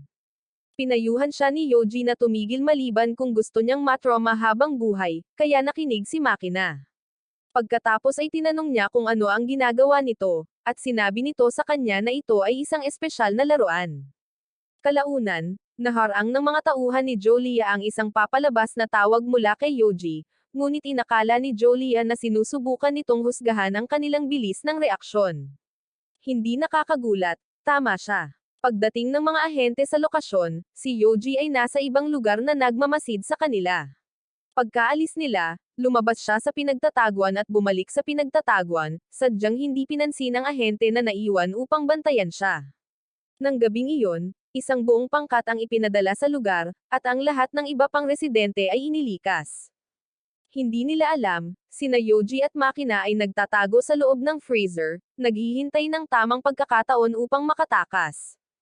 Pagdating ng pangkat sa kanilang silid, natagpuan nila na si Yoji ay nagkabit ng isang gawang bahay na bomba sa pinto. Nang ma-deactivate nila ito, binuksan nila ang pinto at tinamaan ng malakas na gas. Mabuti na lang at dumating sila na nakahanda na may mga gas mask, kaya pumasok sila ng walang anumang problema, para lamang mapagtanto na sila ay naloko. Habang nagsisimula silang tumingin sa paligid, nakita nila ang isang laruan na nakasabit sa kisame, ngunit bago pa man sila mabalon ni Jolia, sumabog ang laruan. Sa gitna ng kaguluhang sumunod, nagkunwari sina Yoji at Makina na mga ahente at ninakaw ang isa sa kanilang mga van. Walang tracker ang van, kaya hindi ito matunten ng mga tauhan ni Jolia. Kalaunan, dumating sina Yoji at Makina sa isang underground parking lot. Nang malapit na nilang iwanan ang van, napagtanto ni Makina na nakalimutan niya ang kanyang halaman sa lumang taguan. Nagmakaawa siya kay Yoji na bumalik at kunin ito, ngunit sinabi nito sa kanya na masyadong mapanganib ito. Nang patuloy siyang nagpumilit, nangako itong nakawin ito pabalik sa evidence room kapag nagkaroon siya ng pagkakataon. Samantala, nakatanggap si Jolia ng balita na nawala sina Yoji at Makina ng walang bakas, at ang halaman na lamang ang naiwan.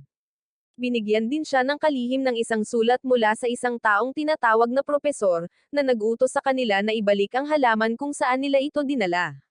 Hindi maintindihan ng kalihim kung bakit nila kailangang gawin iyon, ngunit sinabi ni Jolia na hindi pa sila binigyan ng propesor ng maling payo noon. Maya-maya, inalis ni Yoji ang armas ng ahente na nakakita sa kanya, at nang bumalik siya sa bagong tagwan, natuklasan niyang wala na si Makina. Bumalik ang babae para kunin ang kanyang halaman ngunit inambush siya ng organisasyon. Nagawa niyang malampasan ang unang lalaki, ngunit pinaputukan siya ng kasama nito at pagkatapos ay sinimulan siyang sipain dahil napakasamang tao nito. Nakahiga lang si Makina doon at umiiyak para kay Yoji nang, sa susunod na sandali, narinig niya ang boses nito. Tiniyak niya rito na hindi ito masasawi at pagkatapos ay pinahirapan ang mga umaatake sa kanya. Nang sa wakas ay maabyutan niya ito, sinabi ni Makina na nilalamig ito, kaya sinabihan niya itong maghintay hanggang sa makarating sila sa ospital. Palabas siya ng gusali, nakasalubong niya si Jolia, nakara-rating lang, at hiniling nito na ibigay niya si Makina.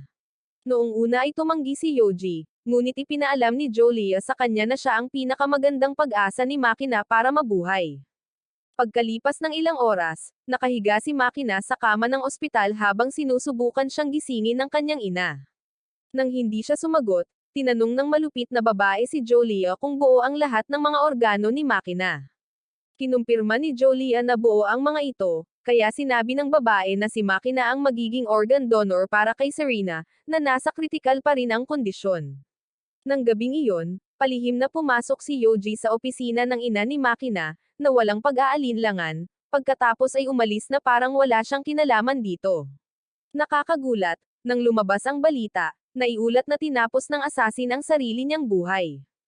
Sinabi ni Jolia sa kanyang sekretarya na nakipagkasundo sila sa pamilya ni Makina matapos ibigay sa kanila ni Makina ang impormasyon mula sa ledger.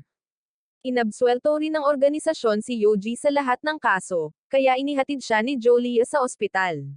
Tuwang-tuwa si Makina na muling makasama siya, at nang makabalik sila sa paaralan, sinalubong sila ng mga babae ng may ngiti. Pagkalipas ng ilang araw, hinatid ni Jolia si Yoji pabalik sa paaralan sa kalagitnaan ng gabi at hinalikan ang pisngi nito bago ito bumaba ng kotse. Nang mabilis siyang umalis, tumalikod si Yoji para pumasok at laking gulat niya nang makitang nakatitig sa kanya si Sachi. Pagkatapos niyang ayusin ang mga bagay-bagay sa kanya, pumunta siya sa dorm at nalaman niyang komportable na si Amani sa pamamagitan ng pagpaplantse ng mga damit nito. Nagpasalamat si Yoji sa tulong nito at sinabing maaari na siyang umalis dahil gusto na nitong maligo, ngunit tumanggi ito, at sinabing ipagluluto niya ito ng hapunan. Dahil dito, tinanong niya kung bakit ito kumakapit sa kanya na parang isang desperadong may bahay, at sinabi ni Amani na ito ay dahil sa labis na pag-ibig nito sa kanya. Siyempre, hindi naniniwala si Yoji na sinayang ni Cupido ang kanyang mga palaso sa isang babaeng may pinag-aralan tulad ni Amani, ngunit sumumpa si Amani na wala itong lihim na motibo. Pagkatapos maligo, hinainan siya ng hapunan, at habang kumakain ito, nakatanggap siya ng email mula kay Sachi.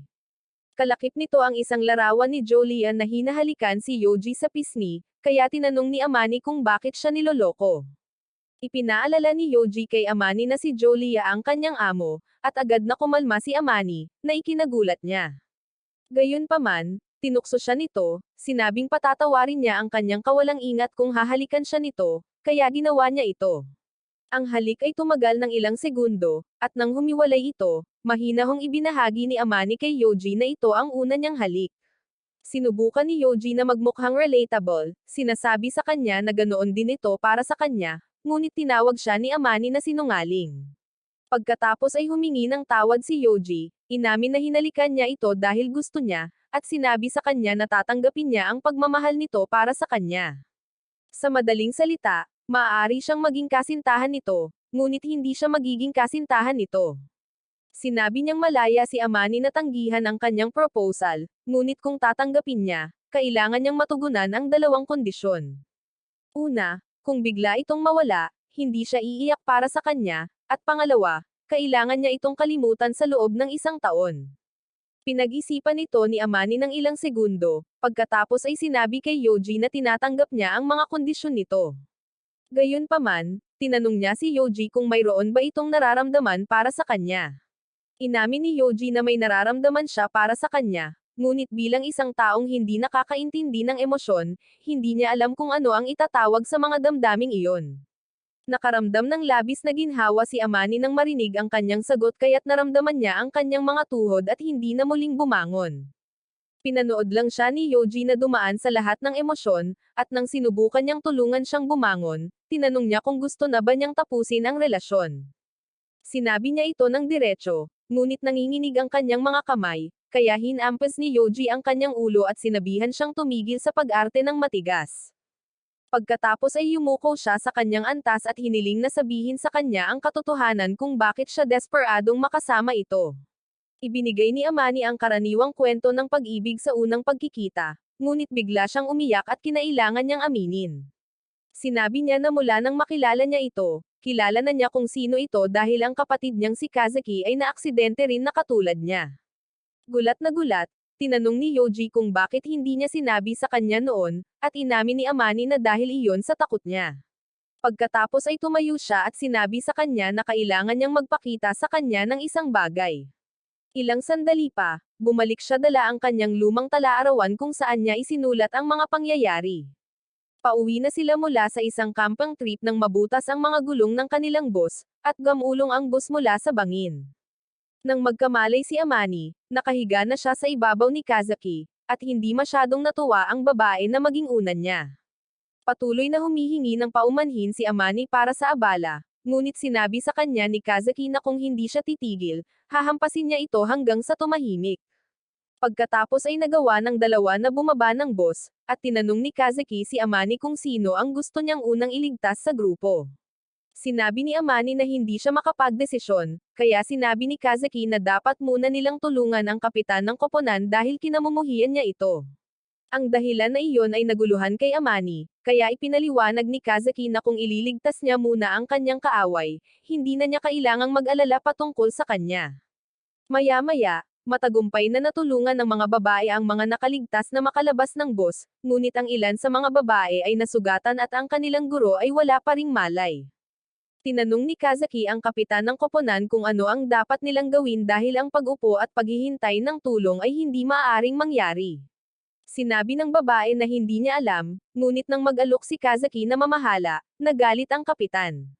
Sinabi niya na kung may mali pagkatapos magdesisyon si Kazuki, siya ang mananagot para dito, kaya sinabihan siya ni Kazuki na tumigil sa pag-aantala at kumilos na parang isang pinuno. Naiinis, umalis siya at inutusan ang isa sa mga babae na magbigay ng pangunang lunas sa lahat. Nagtalo ang babae na hindi niya alam kung paano, ngunit iginiit ng kapitan ng koponan na gawin niya ito. Nang sandaling iyon, humingi ng pahintulot si Kazuki na magmanman sa lugar at agad siyang tinanggihan. Gayunpaman, hindi siya umatras at sinabi sa kapitan na sasamahan siya ni Amani. Umalis ang dalawang babae upang maghanap ng signal ng telepono ngunit wala silang makita. Kumuha si Kazuki ng compass upang tulungan silang mag-navigate, ngunit ang mabatong lupain ang naging sanhi ng pagkasira nito. Napagtanto nilang hindi opsyon ang pag-akyat sa bundok, kaya bumalik sila sa kanilang pansamantalang kampo, na dismayado. Nang makita ni Kazuki na ang batang babaeng nasa first aid duty ay wala pang nagamot, nakipagtalo siya rito at saka pumalit. Habang tinutusok niya ang karayom, tinanong ni Amani kung mayroon na siyang natahing tao noon, at sinabi ni Kazuki na nabasa lang niya ito. Maya-maya, matagumpay na nagamot ni Kazuki ang lahat ng mga may pinsala, ngunit napansin ni Amani na nasugatan din ang braso ni Kazuki. Agad siyang humingi ng tawad, sa paniniwalang siya ang may kasalanan, ngunit ipinaliwanag ni Kazuki na ipinulupot niya ang kanyang seatbelt sa kanyang braso nang mahulog ang bus, na siyang naging sanhi ng kanyang pinsala. Gayunpaman, patuloy na humingi ng tawad si Amani, kaya sinabi ni Kazuki sa kanya na may utang pa siya sa kanya sa ngayon. Di nagtagal ay nagising ang guro, kaya nagtipon ang mga batang babae sa paligid niya. Pagkatapos ay iminungkahi ni Kazuki na lumipat na sila dahil hindi magtatagal ang kanilang pagkain at tubig. Nagalit ang kapitan ng koponan dito at sinabi kay Kazaki na kung desperado na siyang masawi, maaari na siyang magpatuloy. Kalaunan, tinakpe ng guro ang mga sawi na estudyante, at ang kapitan ng koponan ay nagbahagi ng mga tolda at pagkain para sa lahat. Nang sumapit ang gabi, sina Amani at Kazaki ay nag-uusap sa labas ng ilang sandali bago nagpasya si Kazaki na pumasok. Nanatili si Amani sa labas ng ilang sandali, iniisip kung ano ang mangyayari sa kanila. Kinabukasan, nagising si Amani na mag-isa sa tolda, kaya lumabas siya upang hanapin si Kazaki sa kagubatan. Habang patuloy niyang tinatawag ang kanyang pangalan, lumabas si Kazaki mula sa mga palumpong at sinabihan siyang hinaan ang kanyang boses. Ipinaliwanag niya na umalis siya para mag-ker at manguha ng ilang nakakaing halaman. Habang nagsisimula siyang maglakad palayo, sinundan siya ni Amani at sinabihan siyang huwag nang gumala muli nang hindi sinasabi sa kanya dahil nag-aalala siya sa kanya. Nagulat si Kazaki nang marinig ito ngunit nangako kay Amani na ipapaalam niya sa kanya sa susunod na magpasya siyang kumilos tulad ng isang explorer. Kalaunan, habang patuloy na sinusubukan ng ibang mga batang babae na makakuha ng signal, nagpasya si Amani na tulungan si Kazaki na alagaan ang mga malubhang nasugatang batang babae. Gayunpaman, hinayla siya ng isa sa mga batang babae palayo, sinabing mayroon siyang ilang payo upang matulungan siyang hawakan si Kazaki kung sakaling magdamdam ito. Pagkatapos ay bamulong siya ng isang bagay sa tainga ni Amani, na naging dahilan upang mamula ang batang babae.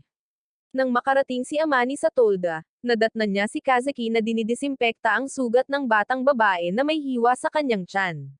Nang makita siya, hiniling ni Kazaki na palitan ang tuwalya sa ulo ng kabilang batang babae, at nang gawin ito ni Amani, nagpasalamat ang batang babae. Ibinalik niya ang kanyang atensyon sa kanyang pasyente, sinabihan ni Kazaki ang batang babae na iwasang kumamo sa kanyang mga tahi dahil magdudulot ito ng muling pagbubukas ng sugat. Pagkatapos, pumunta sina Amani at Kazaki sa isang kalapit na sapa upang kumuha ng tubig, at tinanong ni Amani kung magandang ideya para sa kanila na magtulungan ng pares. Ipinaliwanag ni Kazaki na oo nga at ipinaliwanag na kung sila ay nagtatrabaho bilang isang grupo, magkakasalungat ang mga opinyon, ang ilang mga tao ay magpapabaya, at ang mga bagay ay hindi matatapos. Dahil dito, napabulong si Amani ng malalim, kaya sinabihan siya ni Kazaki na magsalita kung hindi siya sang-ayon. Tiniyak sa kanya ni Amani na hindi siya sang-ayon dahil alam niyang laging tama si Kazaki, ngunit hindi iyon nagustuhan ni Kazaki.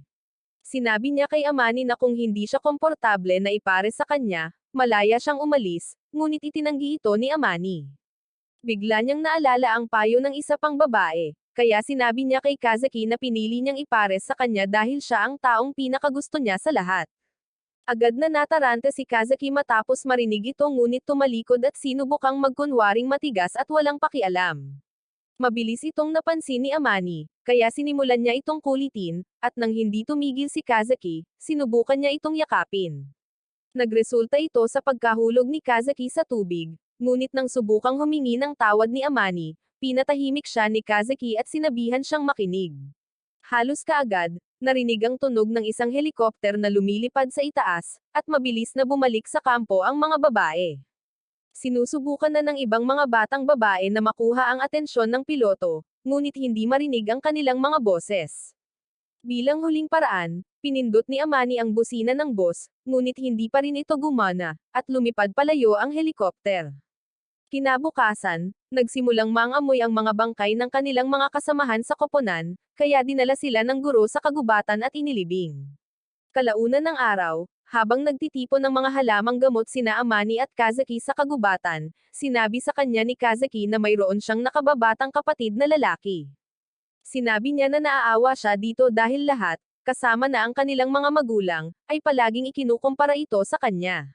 Nang mabanggit ang kanyang mga magulang, naalala ni Amani ang kanyang mga alaala at nagsimulang umiyak, sinasabing gusto na niyang umuwi. Niyakap siya ni Kazaki at nangakong iuuwi siya kahit ano pa ang mangyari. Sa ika-4 na araw, sinimulan nilang aerasyon ang kanilang pagkain, at nang gabing iyon ay umulan ng malakas, kaya napilitan silang sumilong. Sa ika-6 na araw, natagpuan ni Amani at Kazaki ang batang babaeng namamahala sa pagkain na natatarante sa kanyang tolda. Sinabi niya na nawawala ang isa sa mga carrot, at hinulaan ni Kazaki na may nagnakaw nito. Gayunpaman, Ang pagsisimula ng pangangaso ng mangkukulam ay magdudulot ng malawakang takot, kaya upang malutas ang problema, hiniwa niya ang lahat ng carrot, at nang ayusin niya ang mga ito, eksaktong 11 piraso ang natira. Nagulat sina Amani at ang babae at tinanong si Kazaki kung palihim ba siyang isang salamangkero, ngunit sinabi ni Kazaki na hindi. Ipinaliwanag niya na inilipat niya ang mga piraso na parang isang palaisipan, ngunit hindi pinansin ng babae ang mga detalye at nagpasalamat kay Kazaki sa pagliligtas sa kanya mula sa galit ng kapitan ng koponan. Sa ikapitong araw, nang magbabad si Amani ng tubig sa malaking tolda, nasaksihan niya ang galit ng kapitan ng koponan sa batang babae na may bali sa binti. Tumanggi siyang kainin ang kanyang pagkain, at nang patuloy na igiit ng kapitan, sinabi sa kanya ni Kazaki na kumikilos siya na parang isang diktador. Pagkatapos ay hiniling niya sa kanya na umalis, kaya't galit na umalis ang kapitan, iniwan sina Kazaki at Amani upang alagaan ang mga batang babae. Magkasama nilang pinalitan ang mga benda ng unang batang babae, at pagkatapos niyang umalis, bumaling si Kazaki sa isa pang batang babae at humingi ng tawad dahil hindi niya napansin ang kanyang kalagayan ng mas maaga. Nagmakaawa ang babae kay Kazaki na iwan na lang siya, ngunit tumanggi si Kazaki at sa halip ay hiniling niya kay Amani na magpakulo pa ng tubig para sa kanya. Lumabas na nadungisan ng babae ang sarili niya at nahihiya siyang magsabi nito kahit kanino. Hindi maiwasan ni Amani na maawa sa babae, at nang magsimulang umiyak ang babae, sinabihan siya ni Kazaki na huwag mahiya. Sa ika-9 na araw, nagpaalam sa kanila ang kanilang guro at umalis upang humingi ng tulong. Hindi talaga naniniwala ang mga batang babae na magtatagumpay siya, ngunit nanatiling tahimik sila at hinanggad ang kanyang swerte. Nang makaalis na siya, inutusan ng kapitan ang lahat na ipagpatuloy ang kanilang mga tungkulin, at naghiwa-hiwalay ang grupo. Pagkalipas ng 2 araw, natuklasan ni Kazaki ang mga uod sa sugat ng isa sa mga batang babae, ngunit hindi siya nataranta at inutusan si Amani na panasan ang isa pang batang babae. Habang ginagawa iyon ni Amani, sinabi sa kanya ng batang babae na gusto na niyang masawi, ngunit pinagalitan siya ni Amani dahil sa ganoong pag-iisip. Sinabihan niya ang batang babae na magpatuloy dahil alam niyang maliligtas sila sa lalong madaling panahon, kaya nanumpa ang batang babae na gagantihan siya sa pag-aalaga sa kanya. Pagsapit ng ika-11 araw, nagsimulang kumilos na parang baliw ang isa sa mga batang babae, ngunit walang magagawa ang sinuman dahil lahat sila ay nagdurusa sa isang bagay or sa iba pa. Kinabukasan pagkatapos noon, nasawi ang aso ng isa sa mga batang babae, kaya iminungkahi ni Kazaki na kainin nila ito. Nabigla ang mga batang babae, ngunit hindi sila tumanggi sa mungkahi dahil lahat sila ay nagugutom.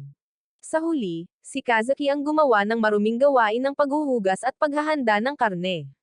Nang handa na ito, kinain ito ng mga batang babae, habang umaagos ang mga luha sa kanilang mga mukha habang nakaramdam sila ng halo-halong emosyon tungkol sa kanilang desisyon.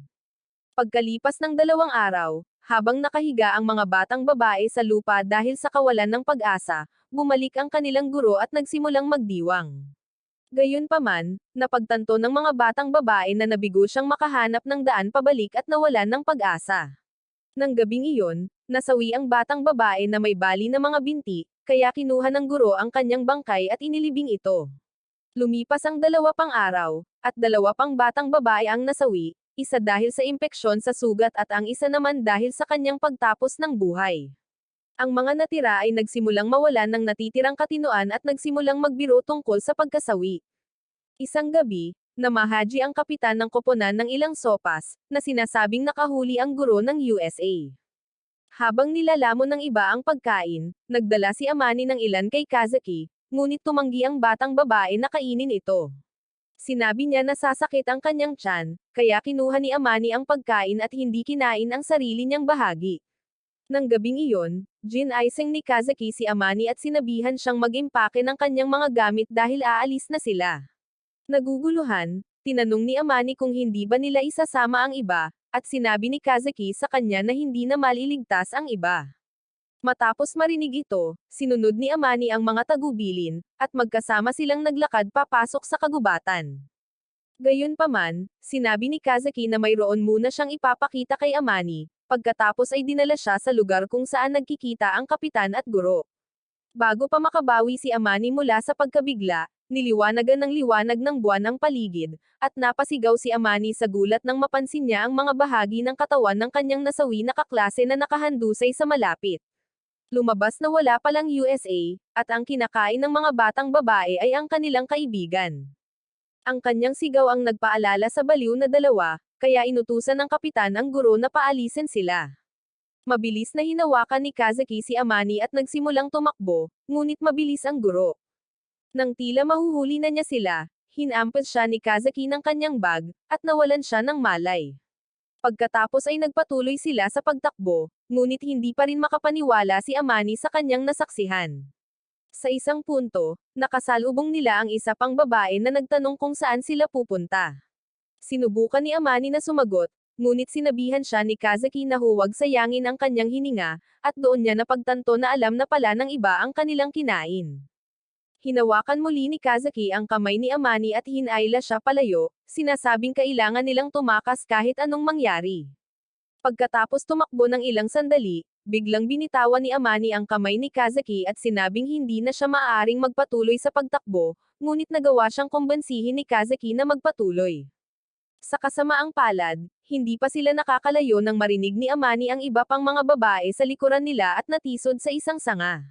Ang maliit na aksidenteng ito ang nag-alis sa huling piraso ng pag-asa na natitira sa kanya, kaya't naglabas siya ng kutsilyo at sinabi kay Kazaki na tatapusin na niya ang lahat. Sinabihan siya ni Kazaki na huwag magpakatalunan at sinabing kung may maiiwan, siya iyon. Bago pa man makapagprotesta si Amani, ibinigay na ni Kazaki ang bag niya, sinabing may pagkain sa loob, at binigyan din siya ng isang piraso ng papel, na sinabi niyang may mga tagubilin kung paano bumaba sa bundok. Nagsimulang umiyak si Amani, sinasabing hindi niya iiwan si Kazaki, ngunit nangako si Kazaki na magkikita silang muli at pagkatapos ay pinilit siyang tumakbo. Sumunod ang mga paa ni Amani kahit na hindi iyon ang gusto ng kanyang puso, at nang lumingon siya upang tingnan si Kazaki sa huling pagkakataon, nakangiti ang dalaga kahit na siya ay natatalo. Habang ang imaheng iyon ay nag-uumapo sa kanyang isipan, tumakbo si Amani para iligtas ang kanyang buhay upang hindi mawalan ng kabuluhan ang sakripisyo ni Kazaki. Pagkalipas ng ilang araw, nasa kagubatan pa rin si Amani at gutom na gutom dahil tumanggi siyang kainin ang pagkaing ibinigay sa kanya ni Kazaki. Nang malapit na siyang sumuko, unang nagpakita sa kanya si Kazaki at ang iba pang mga batang babaeng nasawi. Naniniwala si Amani na dumating sila para kunin siya at sinimulan silang sundan, ngunit sa kanyang pagkagulat, nakakita siya ng daan. Sa kabilang panig ay isang taniman ng repolyo, kaya't nagmadali siyang pumunta roon at nagsimulang kumain ng repolyo sa kanyang mukha habang umiiyak sa tuwa. Pagkalipas ng ilang panahon, bumalik siya sa paaralan, ngunit kinwestiyon ng kanyang mga kaklase ang katotohanan na siya lamang ang nakaligtas at nagsimulang magsabi ng lahat ng uri ng masasamang bagay. Dahil doon, lumala ang kondisyon ni Amani, at nagsimula siyang makipagkita sa isang psychiatrist. Nang makilala niya si Kazaki ay nagsimulang hamupa ang kanyang pagkakasala at nagsimula siyang mabuhay muli. Sa kasalukuyan, humingi siya ng tawad kay Yoji dahil sa paglilihim sa kanya ng katotohanan. Tinanong ni Yoji kung kinopya ba niya ito dahil sa pagkakasala, at inamin niya na nagsimula ito ng ganoon, ngunit nang makilala niya ito, umibig siya dito. Ang tanging problema ay sa tingin niya ay hindi siya karapat-dapat na maging masaya kasama ito gayong siya ang dahilan ng pagkasawi ng kanyang kapatid. Pagkatapos ay humingi siya ng tawad muli kay Yoji at hiniling dito na wakasan ang kanyang buhay upang mabayaran niya ang kanyang mga kasalanan.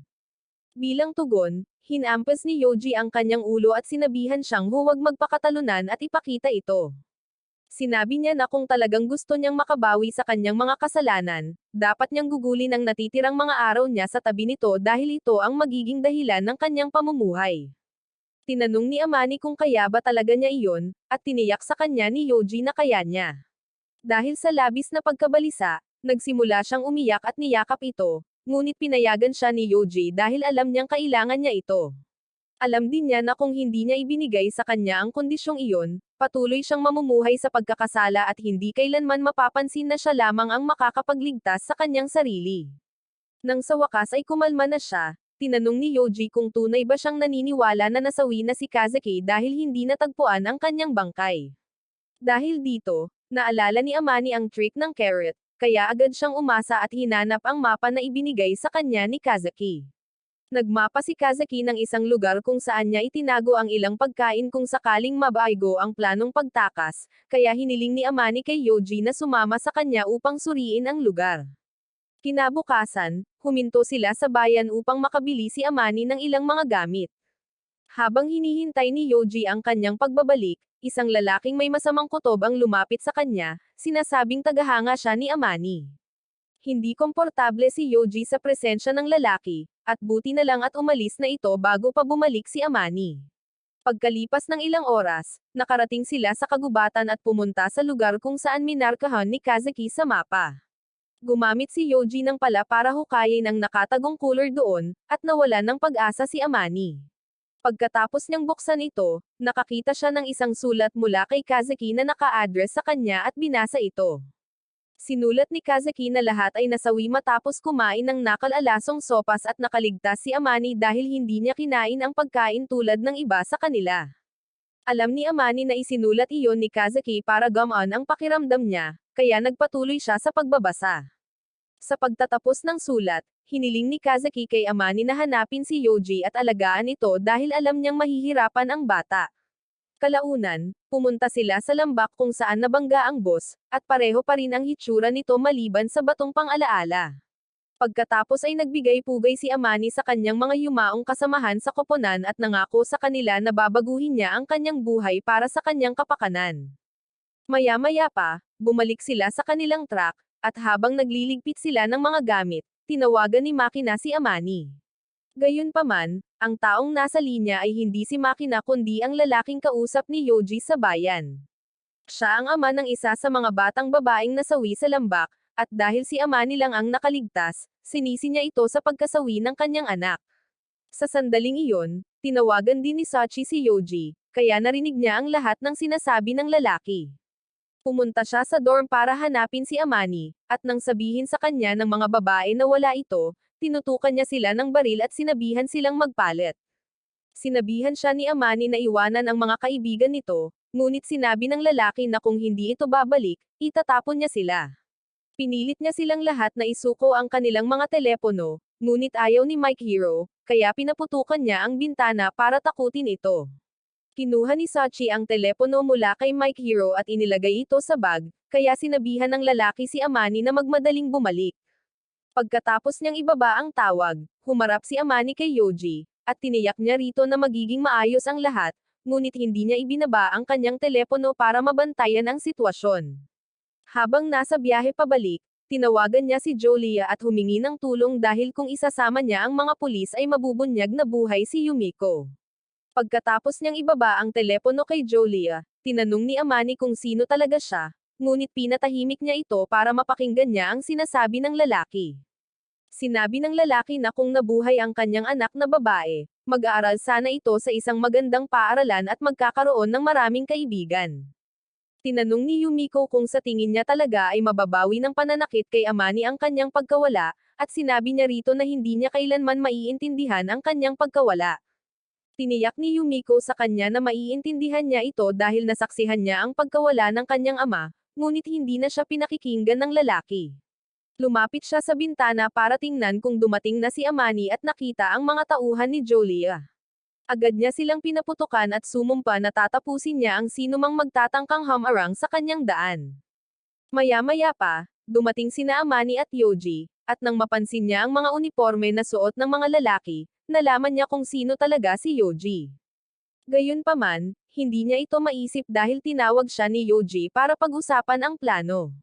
Ipinaliwanag ni Jolia na ang silid kung saan kasama ng lalaki ang mga babae ay nasa ikatlong palapag, at dahil walang matataas na gusali sa paligid, hindi nila siya maaaring paputukan. Sinabi ni Yoji na maaari nilang gamitin ang parola, ngunit sinabi ni Jolia na masyado itong ambisyoso. Tiniyak sa kanya ni Yoji na sa kanyang kakayahan, magiging madali lang ito at hiniling sa kanila na magtiwala sa kanya. Pagkatapos ay tiningnan muli ni Jolia ang layout ng paaralan at sinabing kung maaakit nila ang lalaki sa banyo ng lalaki, mas makakakuha si Yoji ng pagkakataon. Sinabihan siya ni Yoji na iwanan na lang ito sa kanya, at maya-maya pa, nagsimulang kumurap ang ilaw ng parola. Nang mapansin ito ni Makina, Napagtanto niya na ito ay Morse code at gusto ni Yoji na pumunta siya sa banyo ng lalaki at basagin ang huling urinal. Hindi maintindihan ni Makina kung bakit niya gustong gawin iyon, ngunit nagpa siya siyang sumunod at nagsimulang umakto na parang lalabas na ang kanyang mga organo. Sinabihan siya ng lalaki na pigilin ang sarili, ngunit sinabi sa kanya ni Makina na kung ayaw niyang makakita ng mga bagay, hahayaan niya itong pumunta sa banyo. Nang pumayag siya, iginiit ni Mike Hero na isama siya dahil kailangan niyang mag-CR. Pagkalabas nila ng silid-aralan, nagsalita si Sachi at ipinaalam kay Yoji, kaya humarap siya sa banyo. Muntik nang masira ni Mike Hero ang plano ng gusto niyang gamitin ang banyo ng babae, ngunit tinakpan ni Makina ang kanyang bibig at pinilit siyang pumasok. Pagdating doon, nagsimulang mag-isip ang nakababatang babae kung paano niya mababasag ang urinal, ngunit nailigtas siya ng lalaki sa abala. Hinampas niya ito gamit ang dulo ng kanyang baril, dahilan para mabangga niya si Mike Hero, na nahulog paarap at nabasag ang urinal gamit ang kanyang ulo. Labis ang pasasalamat ni Makina sa ulo ni Mike Hero, at nang makita ni Yoji na tapos na ang trabaho, inalerto niya si Jolia. Di nagtagal, sinabi sa kanya ng lalaking tumawag kay Amani na kung hindi siya pupunta, papaputukan niya ang mga babae. Dahil wala nang ibang magawa, sinabi ni Amani na papunta na siya.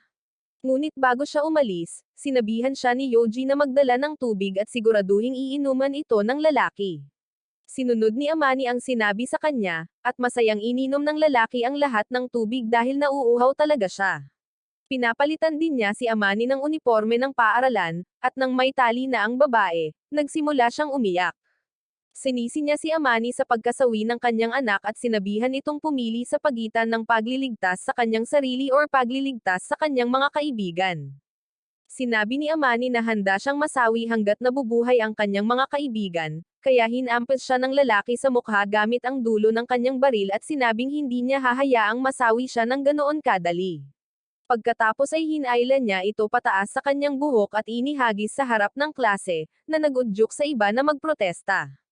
Sinabi sa kanila ng lalaki na lahat sila ay mabubuting kaibigan ngunit hindi tumigil sa pag-apak kay Amani na parang isa siyang walang buhay na manika. Kalaunan, mula sa pagiging galit sa kanya ay naging pagkasabik sa katawan nito, kaya't sinunggaban niya ito at dinala sa banyo. Sa puntong ito, na-off ang telepono ni Sachi kaya hindi nila may paalam kay Yoji ang tungkol sa bagong pangyayari. Mabuti na lang at ikinulong ng lalaki si Amani sa isang stall para makapag-CR siya, at nang makarating siya sa range, pinaputukan siya ni Yoji.